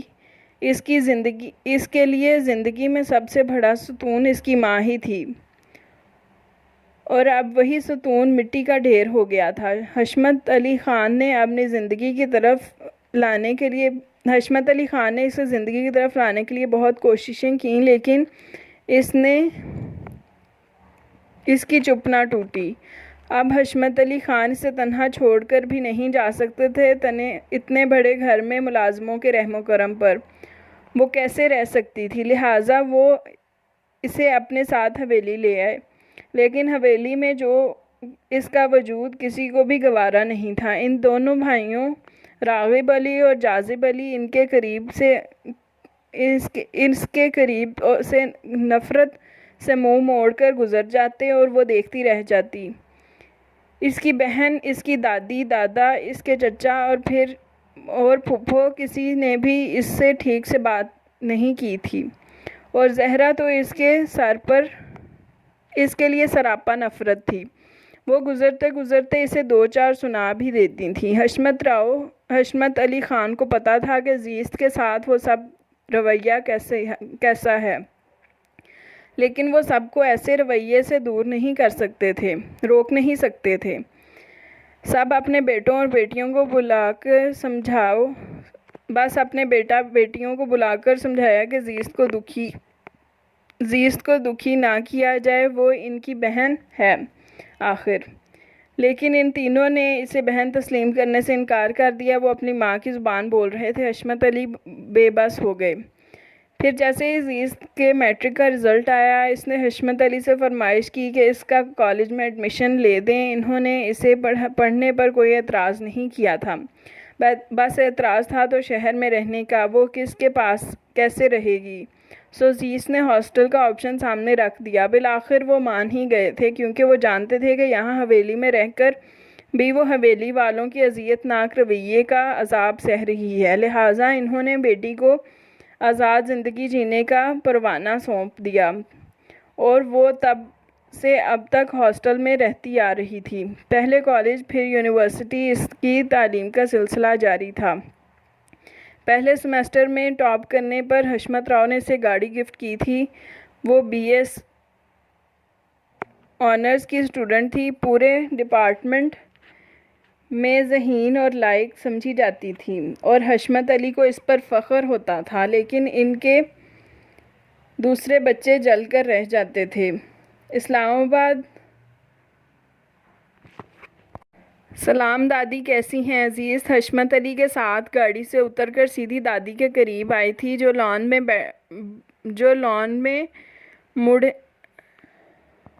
میں موڑھے ڈالے بیٹھی زہرا کے ساتھ باتوں میں مصروف تھیں۔ ہاں ٹھیک ہوں۔ انہوں نے بس سرسری سا اس کے سر پر ہاتھ پھیرا۔ حالانکہ وہ 7 ماہ بعد حویلی آئی تھی۔ زیست نے پلٹ کر حشمت علی خان کی ایک نظر دیکھا۔ انہوں نے اسے درگزر کرنے کا اشارہ کیا۔ سلام آنٹی۔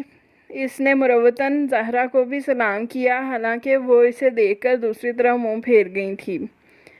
آؤ بیٹا اندر چلو، تھک گئی ہوگی، آرام کر لو۔ وہ اسے ہاتھ سے پکڑ کر آگے بڑھ گئے کیونکہ انہیں پتا تھا کہ زہرا سلام کا جواب نہیں دے گی۔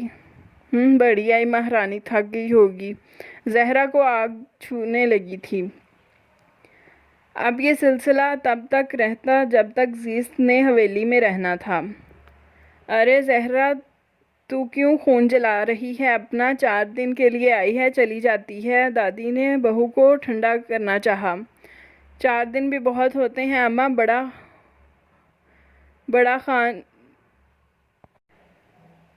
بڑے خان جتنی دیر یہ منحوس یہاں رہتی ہے، اس کے آس پاس پھرتا اس کی فکر میں لگا رہتا ہے۔ ارے اس کی بیٹی ہے، فکر تو کرے گا ہی۔ دادی کا بھی جواب نہیں تھا، کسی کی بھی طرفدار ہو جاتی تھیں۔ بیٹی تو خزینہ بھی ہے، اس سے تو کبھی اتنا پیار نہیں کیا۔ پگلی خزینہ پاس جو رہتی ہے اور وہ بیچاری ہمیشہ شہر میں۔ کیا ہوا ہے اماں سائیں؟ خزینہ قریب آئی۔ تمہارے بابا جان کی چہیتی آئی ہے شہر سے۔ اوہ، پھر تو بڑی خاطرداریاں ہوں گی۔ خزینہ کے لہجے میں جلن نمایاں تھی۔ ہاں، شروع ہو چکی ہیں، وہ دیکھ لو۔ انہوں نے ملازمہ کی طرف اشارہ کیا جو گاڑی سے زیست کا بیگ نکال کر اندر لے جا رہی تھی۔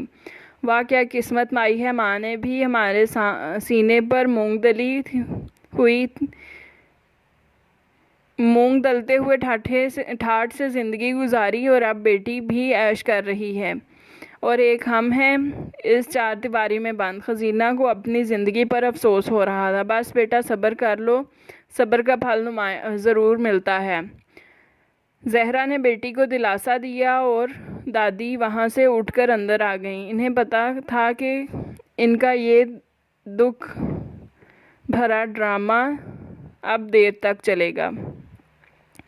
زیست باتھ روم سے باہر نکلی تو موبائل کی ٹیون پر چونک گئی۔ اس کا موبائل بیڈ پر رکھا تھا، وہ متواتر رنگ ہو رہی تھی۔ اس نے سیل اٹھا کر دیکھا، مکرم کا لنک پڑھ کر وہ ہلکے سے مسکرائی تھی۔ ہیلو، تولیہ سائیڈ پر رکھتے ہوئے کال اٹینڈ کی۔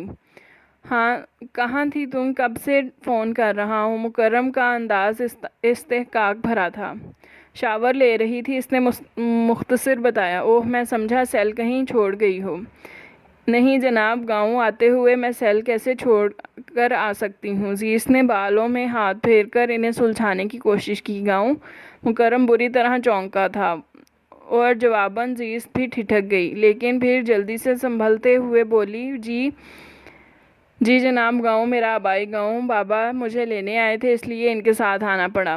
لیکن تم نے مجھے بتایا بھی نہیں۔ مکرم کے انداز میں افسردگی اور شکوہ گھلا ہوا تھا۔ میں نے آپ کے نمبر پر ٹرائی کیا تھا مگر آپ کا نمبر آف تھا۔ زیست، میرا نمبر آف بھی ہو تو محض تھوڑی دیر کے لیے ہوتا ہے۔ تمہیں یقیناً میں کسی میٹنگ میں تھا، تم بعد میں تو بتا سکتی تھی۔ رفتہ رفتہ مکرم کی آواز پر افسوس کے ساتھ ساتھ اداسی کا غلبہ بھی چڑھ رہا تھا۔ بتا دیتی تو آپ کیا کرتے؟ مجھے روک لیتے؟ زیست لاپرواہی سے کہتی، گیلے بالوں سمیت بیڈ پر نیم دراز ہو گئی۔ ہاں، میں روک لیتا، کیونکہ ہمیں ایک دوسرے سے ملے ہوئے 3 دن ہو چکے ہیں۔ اس کی بے قراری ہر لفظ ہر انداز سے عیاں تھی۔ 3 دن ہو چکے ہیں نا، 3 سال تو نہیں نا؟ زیست ابھی بھی نارمل تھی۔ وہ مکرم خان کی بے چینیوں سے ہز اٹھا رہی تھی۔ تم 3 سال کہتی ہو، مجھے تو 3 صدیاں لگ رہی ہیں۔ اس نے جیسے اپنی بے قراریوں کا عالم بتایا تھا، اور زیست تقریباً چپ رہ گئی، یہ حقیقتاً چپ رہ گئی تھی۔ پلیز تم کل ہی واپس آ جاؤ۔ اس کی خاموشی پر وہ مزید بولا، اتنی جلدی کیسے آ سکتی ہوں؟ زیست نے حیرت سے کہا تھا۔ کوئی بھی بہانہ کر دو، میں تم سے ملنا چاہتا ہوں، پلیز۔ مکرم، آپ پاگل ہو گئے ہیں؟ اتنے ماہ بعد گاؤں آئی ہوں اور ایک رات گزار کر واپس شہر آ جاؤں، یہ نہیں ہو سکتا۔ اس نے انکار کیا۔ اب خاموش ہونے کی باری اس کی تھی، اور پھر 5-6 سیکنڈ خاموش رہنے کے بعد اس نے چپ چاپ فون بھی بند کر دیا۔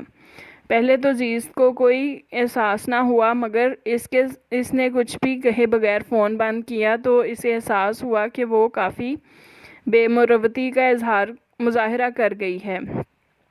اسے اس طرح نہیں کہنا چاہیے تھا، بلکہ نارمل طریقے سے سمجھانا چاہیے تھا۔ اس طرح کے تو وہ اپنے کیے پر خود ہی پانی پھیر دیتی۔ اس نے جلدی سے نمبر ڈائل کیا۔ دوسری طرف رنگ جا رہی تھی مگر کوئی ریسیو نہیں کر رہا تھا۔ مکرم پلیز کال ریسیو کرو، اس نے میسج کر کے سینڈ کیا۔ تم نے جب آنا ہوگا آ جانا، مجھ سے بات کرنے کی ضرورت نہیں ہے۔ اس کا جواب بھی فوراً آیا تھا، لیکن مکرم بس بھاڑ میں گیا۔ مکرم وہ بڑی تیزی سے میسج کا جواب دے رہا تھا۔ بھاڑ میں نہیں، میرے دل میں، زیست نے مسکراتے ہوئے لکھا اور سینڈ کر دیا۔ اگلے 15 منٹ میں میسج کی بجائے اس کی کال آ گئی۔ زیست کے لبوں کی مسکراہٹ گہری ہوئی۔ ہیلو، وہ آہستگی سے بولی۔ کیا کہا تم نے؟ وہ جیسے اس کی زبان سے سننا چاہتا جو آپ نے پڑھا۔ وہ اپنی مسکراہٹ روکنے لگی۔ میں نے ٹھیک سے نہیں پڑھا، تم دوبارہ کہو، وہ مچل رہا تھا۔ میں دوبارہ سینڈ کر دیتی ہوں، آپ ٹھیک سے پڑھ لیں، وہ شرارت سے بولی۔ زیست کیا چاہتی ہو؟ وہ ضد ہونے لگا۔ آپ کو تنگ کرنا چاہتی ہوں یار، میں پہلے ہی بہت تنگ ہوں، اور کتنا کرو گی؟ وہ گہری سانس کھینچ کر بولا۔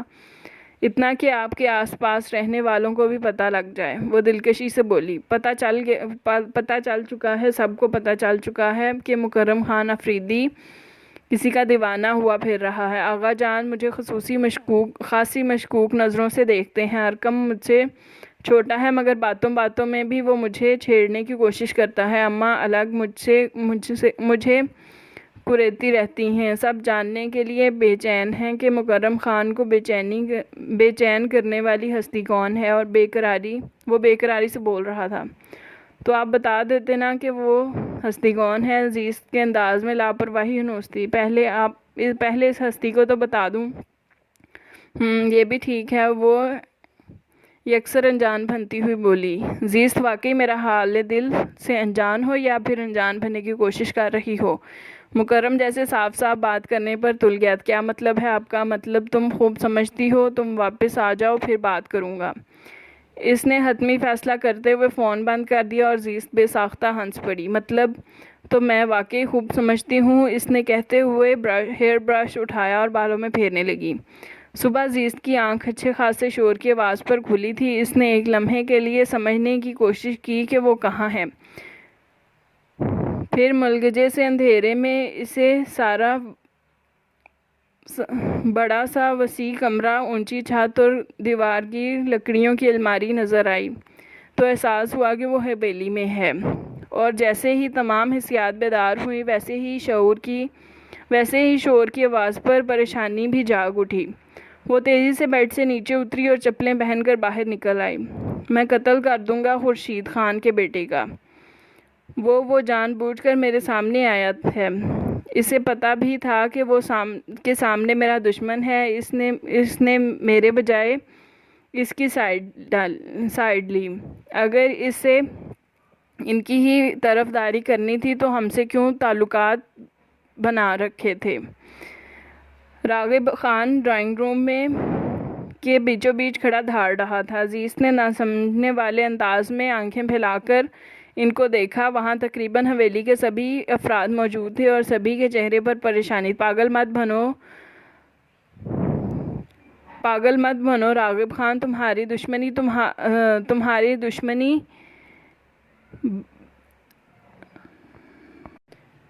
دشمنی بادل خان سے ہے، خورشید خان کے بیٹے سے دشمنی کیوں مول لے رہے ہو؟ حشمت راؤ نے اسے ٹوکا، مگر راغب خان کے سر پر غصے کی آگ سوار تھی۔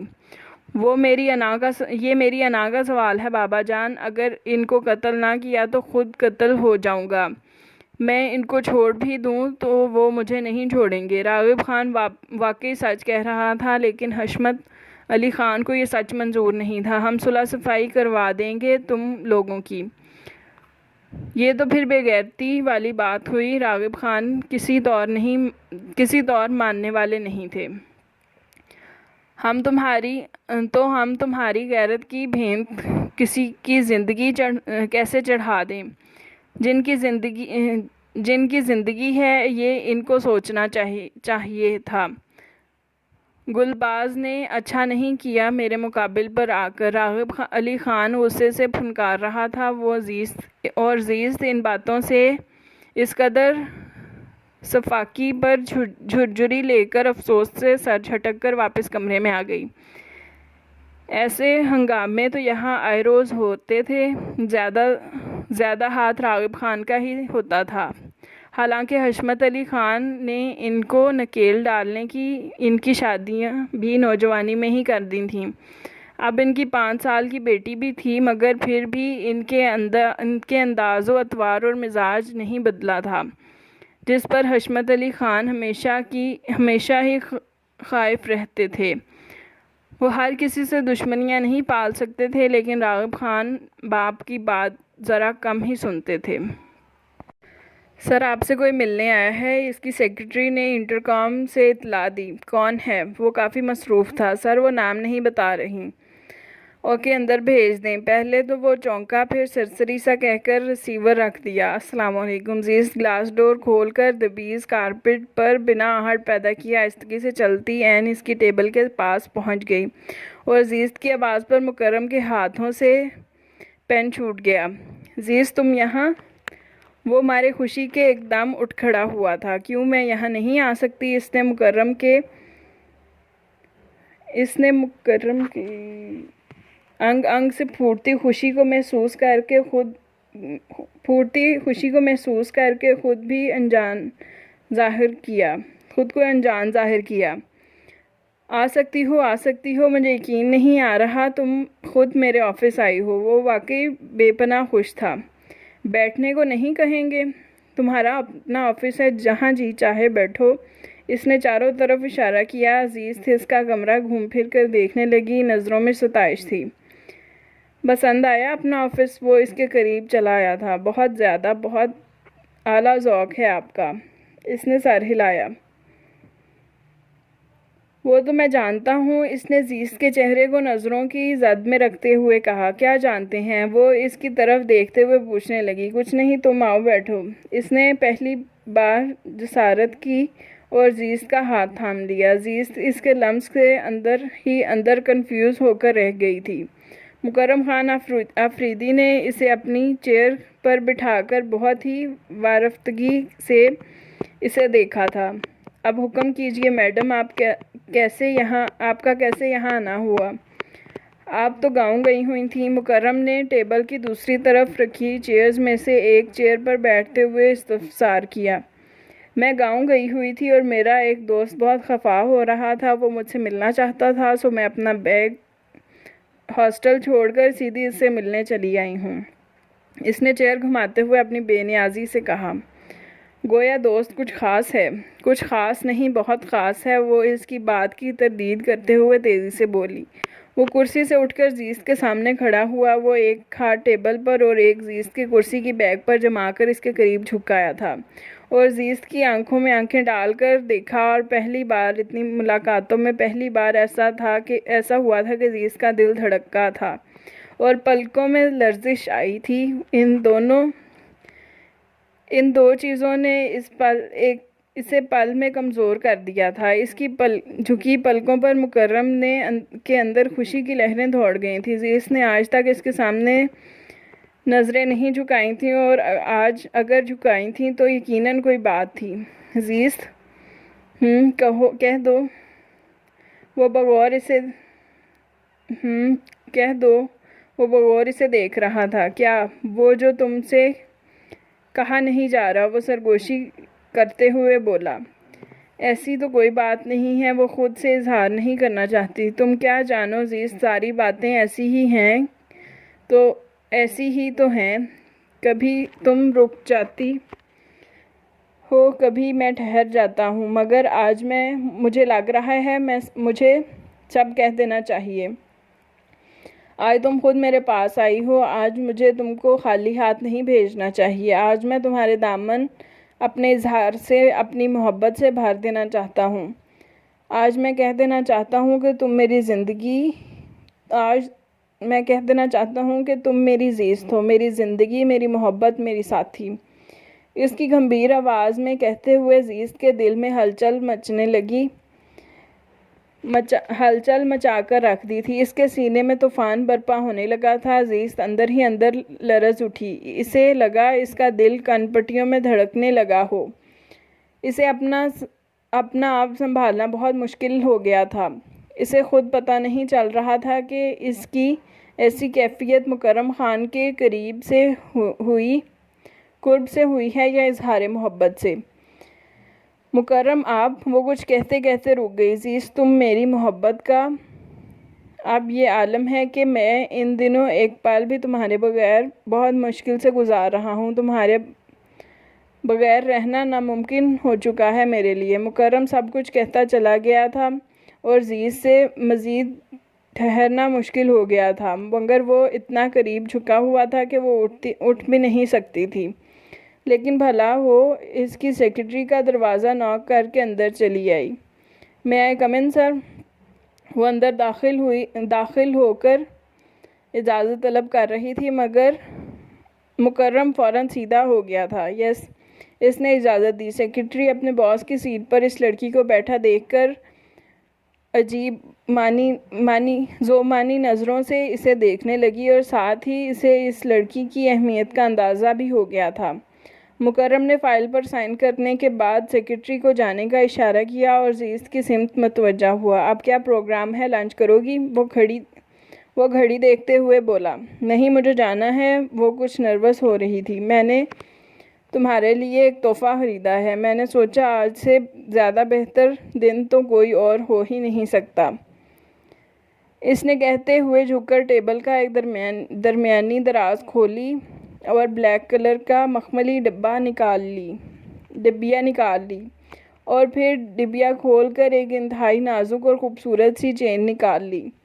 چین بہت نفیس اور باریک تھی، دیکھنے میں اتنی خاص نہ لگتی، لیکن اس کے درمیان سجا چھوٹا سا ڈائمنڈ اسے بہت خاص اور خوبصورت بنا رہا تھا۔ اس ڈائمنڈ کی ڈیزائننگ بہت ہی خوبصورت تھی۔ عزیز اتنا قیمتی گفٹ دیکھ کر حیران رہ گئی۔ اسے روکنا چاہا تو بولا، "تم بس خاموش رہو۔" اس نے سامنے کی طرف اشارہ کیا اور چین کی ہک کھول کر اس کی گردن میں پہنا دی۔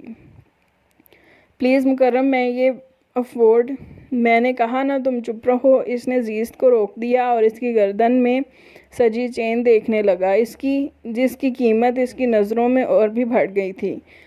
"لیکن اگر تم گفٹ کا بدلہ دینا چاہتی ہو تو دے دینا۔ میں تمہاری طرف سے گفٹ کا منتظر رہوں گا۔" اس نے عزیز کی شکل مشکل حل کی، لیکن عزیز چپ سی ہو گئی۔ "ارے واہ، اتنا قیمتی گفٹ!" سہرش اور رامین کے منہ میں پانی آ گیا تھا، جبکہ ثانیہ کافی سنجیدہ نظروں سے دیکھ رہی تھی اسے۔ "اس نے تمہیں پرپوز کیا؟" ثانیہ نے سوال ہمیشہ کی طرح تیکھا کیا تھا۔ "پرپوز کرنے میں کوئی کسر رہ گئی ہے؟" سہرش نے خفگی سے کہا۔ "کسر تو رہ گئی ہے محترمہ سہرش صاحبہ، اس نے محض ایک قیمتی گفٹ دیا ہے، چند خوبصورت خواب دکھائے ہیں، لیکن شادی کے لیے نہیں، ہرگز نہیں کہا۔ پرپوز کرنا اتنا آسان نہیں ہوتا، اور اگر وہ کر بھی دے تو عزیز کے پاس کیا ثبوت ہے کہ اس نے اسے پرپوز کر دیا ہے؟ ہم کیسے یقین کر لیں؟ یہ شرط ہارنے کے خیال سے جھوٹ بھی بول سکتی ہے۔" ثانیہ طنزیہ تمسخر سے کہہ رہی تھی۔ عزیز اسے بڑی کاٹدار نظروں سے گھور رہی تھی۔ "اس بات سے کیا مطلب ہے تمہارا؟ کیا چاہتی ہو تم؟" وہ چبا کر بولی۔ "میں چاہتی ہوں کہ مکرم خان افریدی اگر تم سے اظہار محبت کرتا ہے یا پھر تمہیں پرپوز کرتا ہے تو ہمیں تمہارے سامنے کرے، تاکہ ہمیں پتہ تو چلے کہ وہ تمہیں کس حد تک چاہتا ہے، اور تم اسے اپنے جال میں پھانسنے میں کس حد تک کامیاب ہو گئی ہو۔" ثانیہ کافی چڑھانے والے انداز میں بولی تھی۔ عزیز نے بڑی مشکل سے اپنا غصہ ضبط کیا۔ وہ پہلے ہی مکرم کے حوالے سے تھوڑی پریشان ہو رہی تھی، اوپر سے ثانیہ کی باتیں سلگا رہی تھی۔ "کیا ہوا؟ سوچ میں پڑ گئی ہو؟ ٹھیک ہے، وہ سب کے سامنے ہی مجھے پرپوز کرے گا۔" عزیز فیصلہ سنا کر وہاں سے اٹھ گئی اور سہرش ہکا بکا رہ گئی۔ وہ کسی انسان کی عزت نفس اس طرح مجروح کرنے کے حق میں ہرگز نہیں تھی۔ اس نے ثانیہ کو کھا جانے والی نظروں سے دیکھا اور عزیز کے پیچھے آ گئی۔ "عزیز، یہ سب کیا ہے؟ کیوں کر رہی ہو ایسا؟ تم جانتی ہو ایسا کرنا اس آدمی کی بے عزتی کرنے کے برابر ہوگا۔ ہاں جانتی ہوں، زیست کا لہجہ بوجھل تھا۔ پھر بھی ایسا کر رہی ہو؟ سحرش کو حیرانگی ہوئی۔ تو پھر اور کیا کروں؟ جب اتنا کچھ کر لیا ہے تو یہ سب تو کچھ بھی نہیں۔ اس نے طنزیہ انداز میں سر جھٹکا۔ لیکن زیست، یہ ایک انتہائی قدم ہے۔ جانتی ہوں، میں بعد میں اس سے معافی مانگ لوں گی، اور واقعی بہت اچھا انسان ہے۔ جس کا بھی شوہر بنے گا اس کی بیوی خود پر رشک کرے گی۔ بہت ہی خوش قسمت ہوگی وہ لڑکی جو اس کی بیوی بنے گی۔ کہتے کہتے اس کا لہجہ بھر آیا تھا۔ اس نے مکرم کے لیے اپنے دل میں آج تک محبت کا جذبہ محسوس نہ کیا تھا، اور اس سارے معاملے کو محض کھیل اور ناٹک سمجھ کر کرتی تھی۔ لیکن کھیلتے کھیلتے جس طرح کھلونے سے انسیت ہو جاتی ہے، اسی طرح اس سے بھی مکرم سے انسیت اور اپنائیت ہو گئی تھی۔ وہ اسے چھوڑنا نہیں چاہتی تھی اور نہ ہی اسے توڑنا چاہتی تھی، مگر یہ اس کی مجبوری تھی۔ اس کو توڑے بغیر اور چھوڑے بغیر گزارا بھی نہیں تھا۔ جو غلطیاں یہ سوچ کر کی جائیں کہ بعد میں ان سے معافی مانگ لیں گے، ان غلطیوں کی بھی معافی نہیں ملتی۔ زیست، پلیز ایک بار پھر سوچ لینا، سحرش اسے سمجھانے لگی۔ سحرش، میں مکرم خان کے دل کو ٹھیس نہیں پہنچانا چاہتی، مگر پھر بھی یہ ٹھیس اسے ضرور لگے گی۔ آج نہیں تو کل ایسا ہوگا ہی، کیونکہ ہم ساتھ ساتھ نہیں چل سکتے۔ اس کا قبلہ ہم سے الگ ہے، ہم کبھی ایک نہیں ہو سکتے۔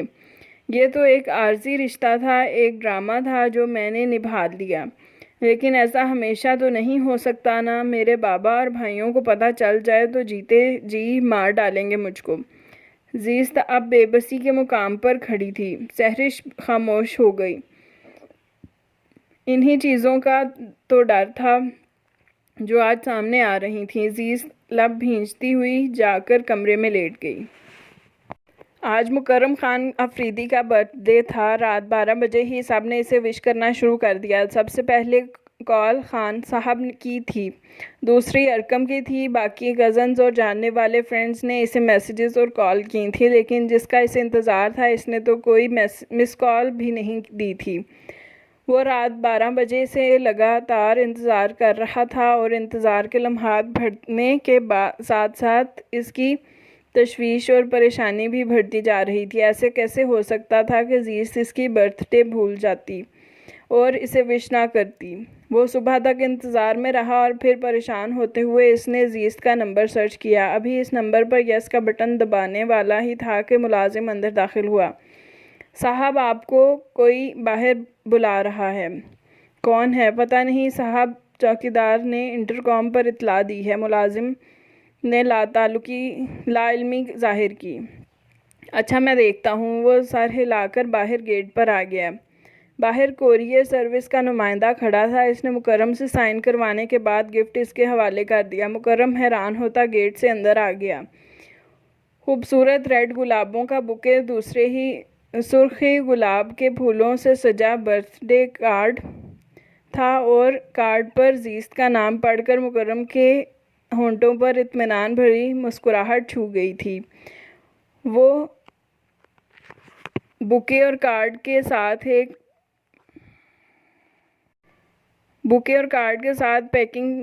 پیک شدہ گفٹ بھی تھا۔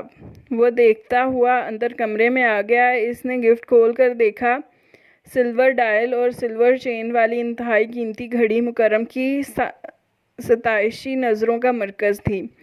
میں چاہتی ہوں کہ یہ گھڑی ہمیشہ آپ کے بازو پر سجی رہے، اور آپ جب اسے دیکھو آپ کو میری یاد آئے۔ گھڑی کے کیس میں اس نے ایک چٹ پیغام بھی لکھ کر بھیجا تھا۔ مکرم کی خوشی مزید بڑھ گئی۔ اس نے آج نہا کر تیار ہونے کے بعد وہی گھڑی پہنی تھی، اور پھر زیست کو میسج کیا، تم تیار ہو، میں تمہیں لینے آ رہا ہوں۔ آج کا دن ہم ساتھ ہی گزاریں گے۔ اسے میسج سینڈ کرنے کے بعد وہ ناشتہ کرنے بیٹھ گیا۔ وہ ابھی ناشتہ کر کے فارغ ہی ہوا تھا کہ آغا جان کی کال آ گئی۔ کیسے ہو میری جان؟ بالکل فٹ۔ میری بہو کیسی ہے؟ ان کے لہجے میں محبت تھی۔ وہ بھی ٹھیک ہے۔ اب سے ایک ہفتے قبل وہ جھجکتے ہوئے تمام تفصیل ان کے گوش گزار کر چکا تھا۔ بیٹا اس سے بات کرو، اس کے گھر جاؤ یا پھر ہمیں بتاؤ، ہم خود جائیں گے۔ دیر کس بات کی ہے بھلا؟ وہ مکرم کو بات آگے بڑھانے پر اکسا رہے تھے۔ جی میرا بھی یہی ارادہ ہے، میں آج ہی سے بات کرتا ہوں، اس نے حامی بھر لی۔ کیا آج تم گاؤں نہیں آ سکتے؟ خان صاحب نے وہ بات کہی جس کے ہاتھوں مجبور ہو کر اسے فون کیا تھا۔ کیوں خیریت؟ وہ متفکر ہوئے۔ ہاں سب خیریت ہے، بس تم سے ملنے کو دل چاہ رہا ہے۔ انہوں نے کہہ ہی دیا۔ ٹھیک ہے میں آ جاؤں گا، آپ کیا کر رہے ہیں؟ اس نے یوں ہی پوچھ لیا۔ پنچایت میں جانا ہے، تیار ہو رہا ہوں۔ ٹھیک ہے پھر آپ جائیں، میں جب آیا آپ کو فون پر بتا دوں گا۔ اس نے انہیں خداحافظ کہہ کر فون بند کیا۔ تھوڑی دیر کے بعد وہ زیست کے ہاسٹل پہنچا تو زیست اپنی فرینڈز کے ساتھ ویٹنگ روم سے نکل رہی تھی۔ اسے دیکھ کر وہ پانچوں ہی رک گئیں۔ السلام علیکم، اس نے ایک ساتھ سب کو سلام کیا۔ وعلیکم السلام، آئیے نا، آپ رک کیوں گئے؟ زیست کافی سنجیدہ لگ رہی تھی، سہرش اندر سے گھبرا رہی تھی۔ کیسی ہیں آپ سب؟ وہ زیست کو چھوڑ کے اس کی فرینڈ سے حال احوال پوچھنے لگا۔ جواباً ثانیہ نے ہی لب کشائی کی۔ ہم سب تو ٹھیک ہیں لیکن زیست آج ٹھیک نہیں لگ رہی، ثانیہ نے ظلمانی نظروں سے دیکھ کر کہا۔ وہ سب ہی اس وقت ویٹنگ روم میں موجود تھے۔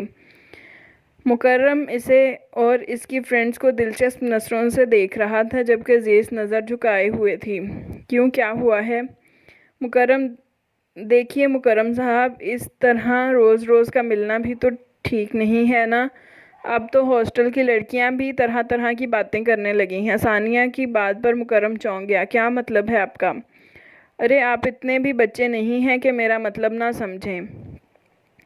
بغیر کسی رشتے کے، بغیر کسی تعلق کے ملنا ملانا کیا ٹھیک سمجھا جاتا ہے؟ ثانیہ نے خفگی دکھائی۔ کیا محبت کوئی رشتہ، کوئی تعلق نہیں ہے؟ وہ مضبوط لہجے میں بولا۔ رامین، رمشا اور سہرش نے بیک وقت ثانیہ کو دیکھا جو مکرم کے اعتراف محبت پر ذرا سا رکی تھی۔ یہاں محبت کو کون مانتا ہے جب تک کوئی مضبوط رشتہ نہ ہو؟ ثانیہ ڈٹی ہوئی تھی۔ جب میں زیست کو اپنی بیوی بنا کے دلہن کے روپ میں ساتھ لے جاؤں گا تب تو سب مانیں گے نا۔ اب کی بار ثانیہ کے چہرے کا رنگ اڑ گیا تھا۔ اس کا خیال تھا کہ مکرم ٹال مٹول سے کام لے گا لیکن وہ تو زیست، میں آپ سے آج یہی بات کرنے آیا تھا، مجھے آغا جان نے بھی یہی کہا ہے کہ آپ کے والدین سے ملنا چاہتے ہیں، میں آپ سے شادی کرنا چاہتا ہوں، آپ بتائیں کیا آپ کو میرا ساتھ قبول ہے؟ مکرم خان افریدی نے سب کو نظر انداز کرتے ہوئے اسے پروپوز کر ڈالا۔ جہاں زیست کے دل میں اس کے اقرار پر ٹھنڈک اور اپنی جیت کی خوشی پھوار بن کر برسی تھی، وہیں دکھ کی لہر بھی اٹھنا شروع ہو گئی تھی۔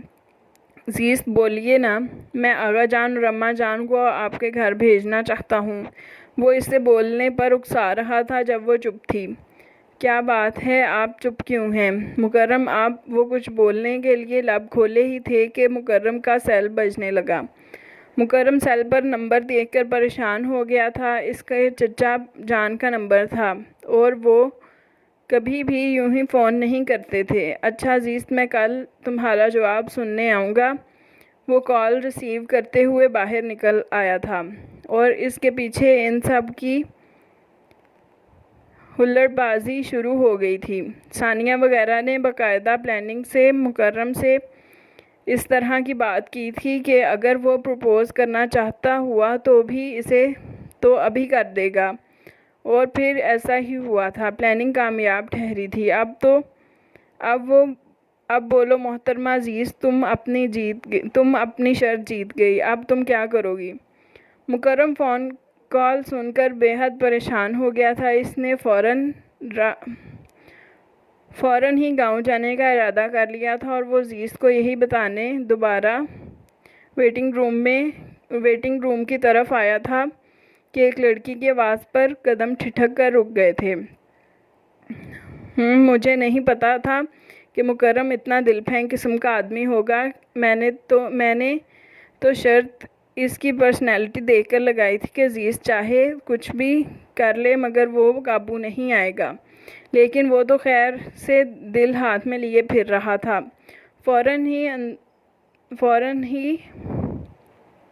فوراً ہی نذرانہ دینے پہنچ گیا اور 10,000 کی شرط میں ہار گئی۔ اس کا تو کچھ نہیں گیا، ثانیہ دل ملاتے ہوئے کافی افسوس سے بول رہی تھی۔ ارے اس کا کیوں نہیں گیا؟ اس کا دل گیا، اس کا اظہار محبت گیا، اس کا پروپوزل گیا، سب کچھ اس بیچارے کا تو گیا، بس زیست کا کچھ نہیں گیا۔ صرف 2 لوگوں کو نقصان ہوا ہے، مکرم خان کا دل اور ثانیہ بی بی کا 10,000۔ فائدے میں تو زیست رہی ہے، دل بھی لے اڑی اور 10,000 کیش بھی۔ رامین نے سارا حساب کتاب کر دیا تھا اور ویٹنگ روم کے باہر کھڑا مکرم خان جیسے سناٹے میں آ گیا تھا۔ اسے اپنی سماعتیں مفلوج ہوتی محسوس ہو رہی تھیں۔ زیست نے اس کے ساتھ کھیل کھیلا تھا، اس کے ساتھ ڈرامہ کیا تھا، اسے بے وقوف بنایا تھا۔ وہ بھی محض ایک شرط کی خاطر، 10,000 کیش کی خاطر، وہ اس کے جذبات سے کھیل گئی تھی۔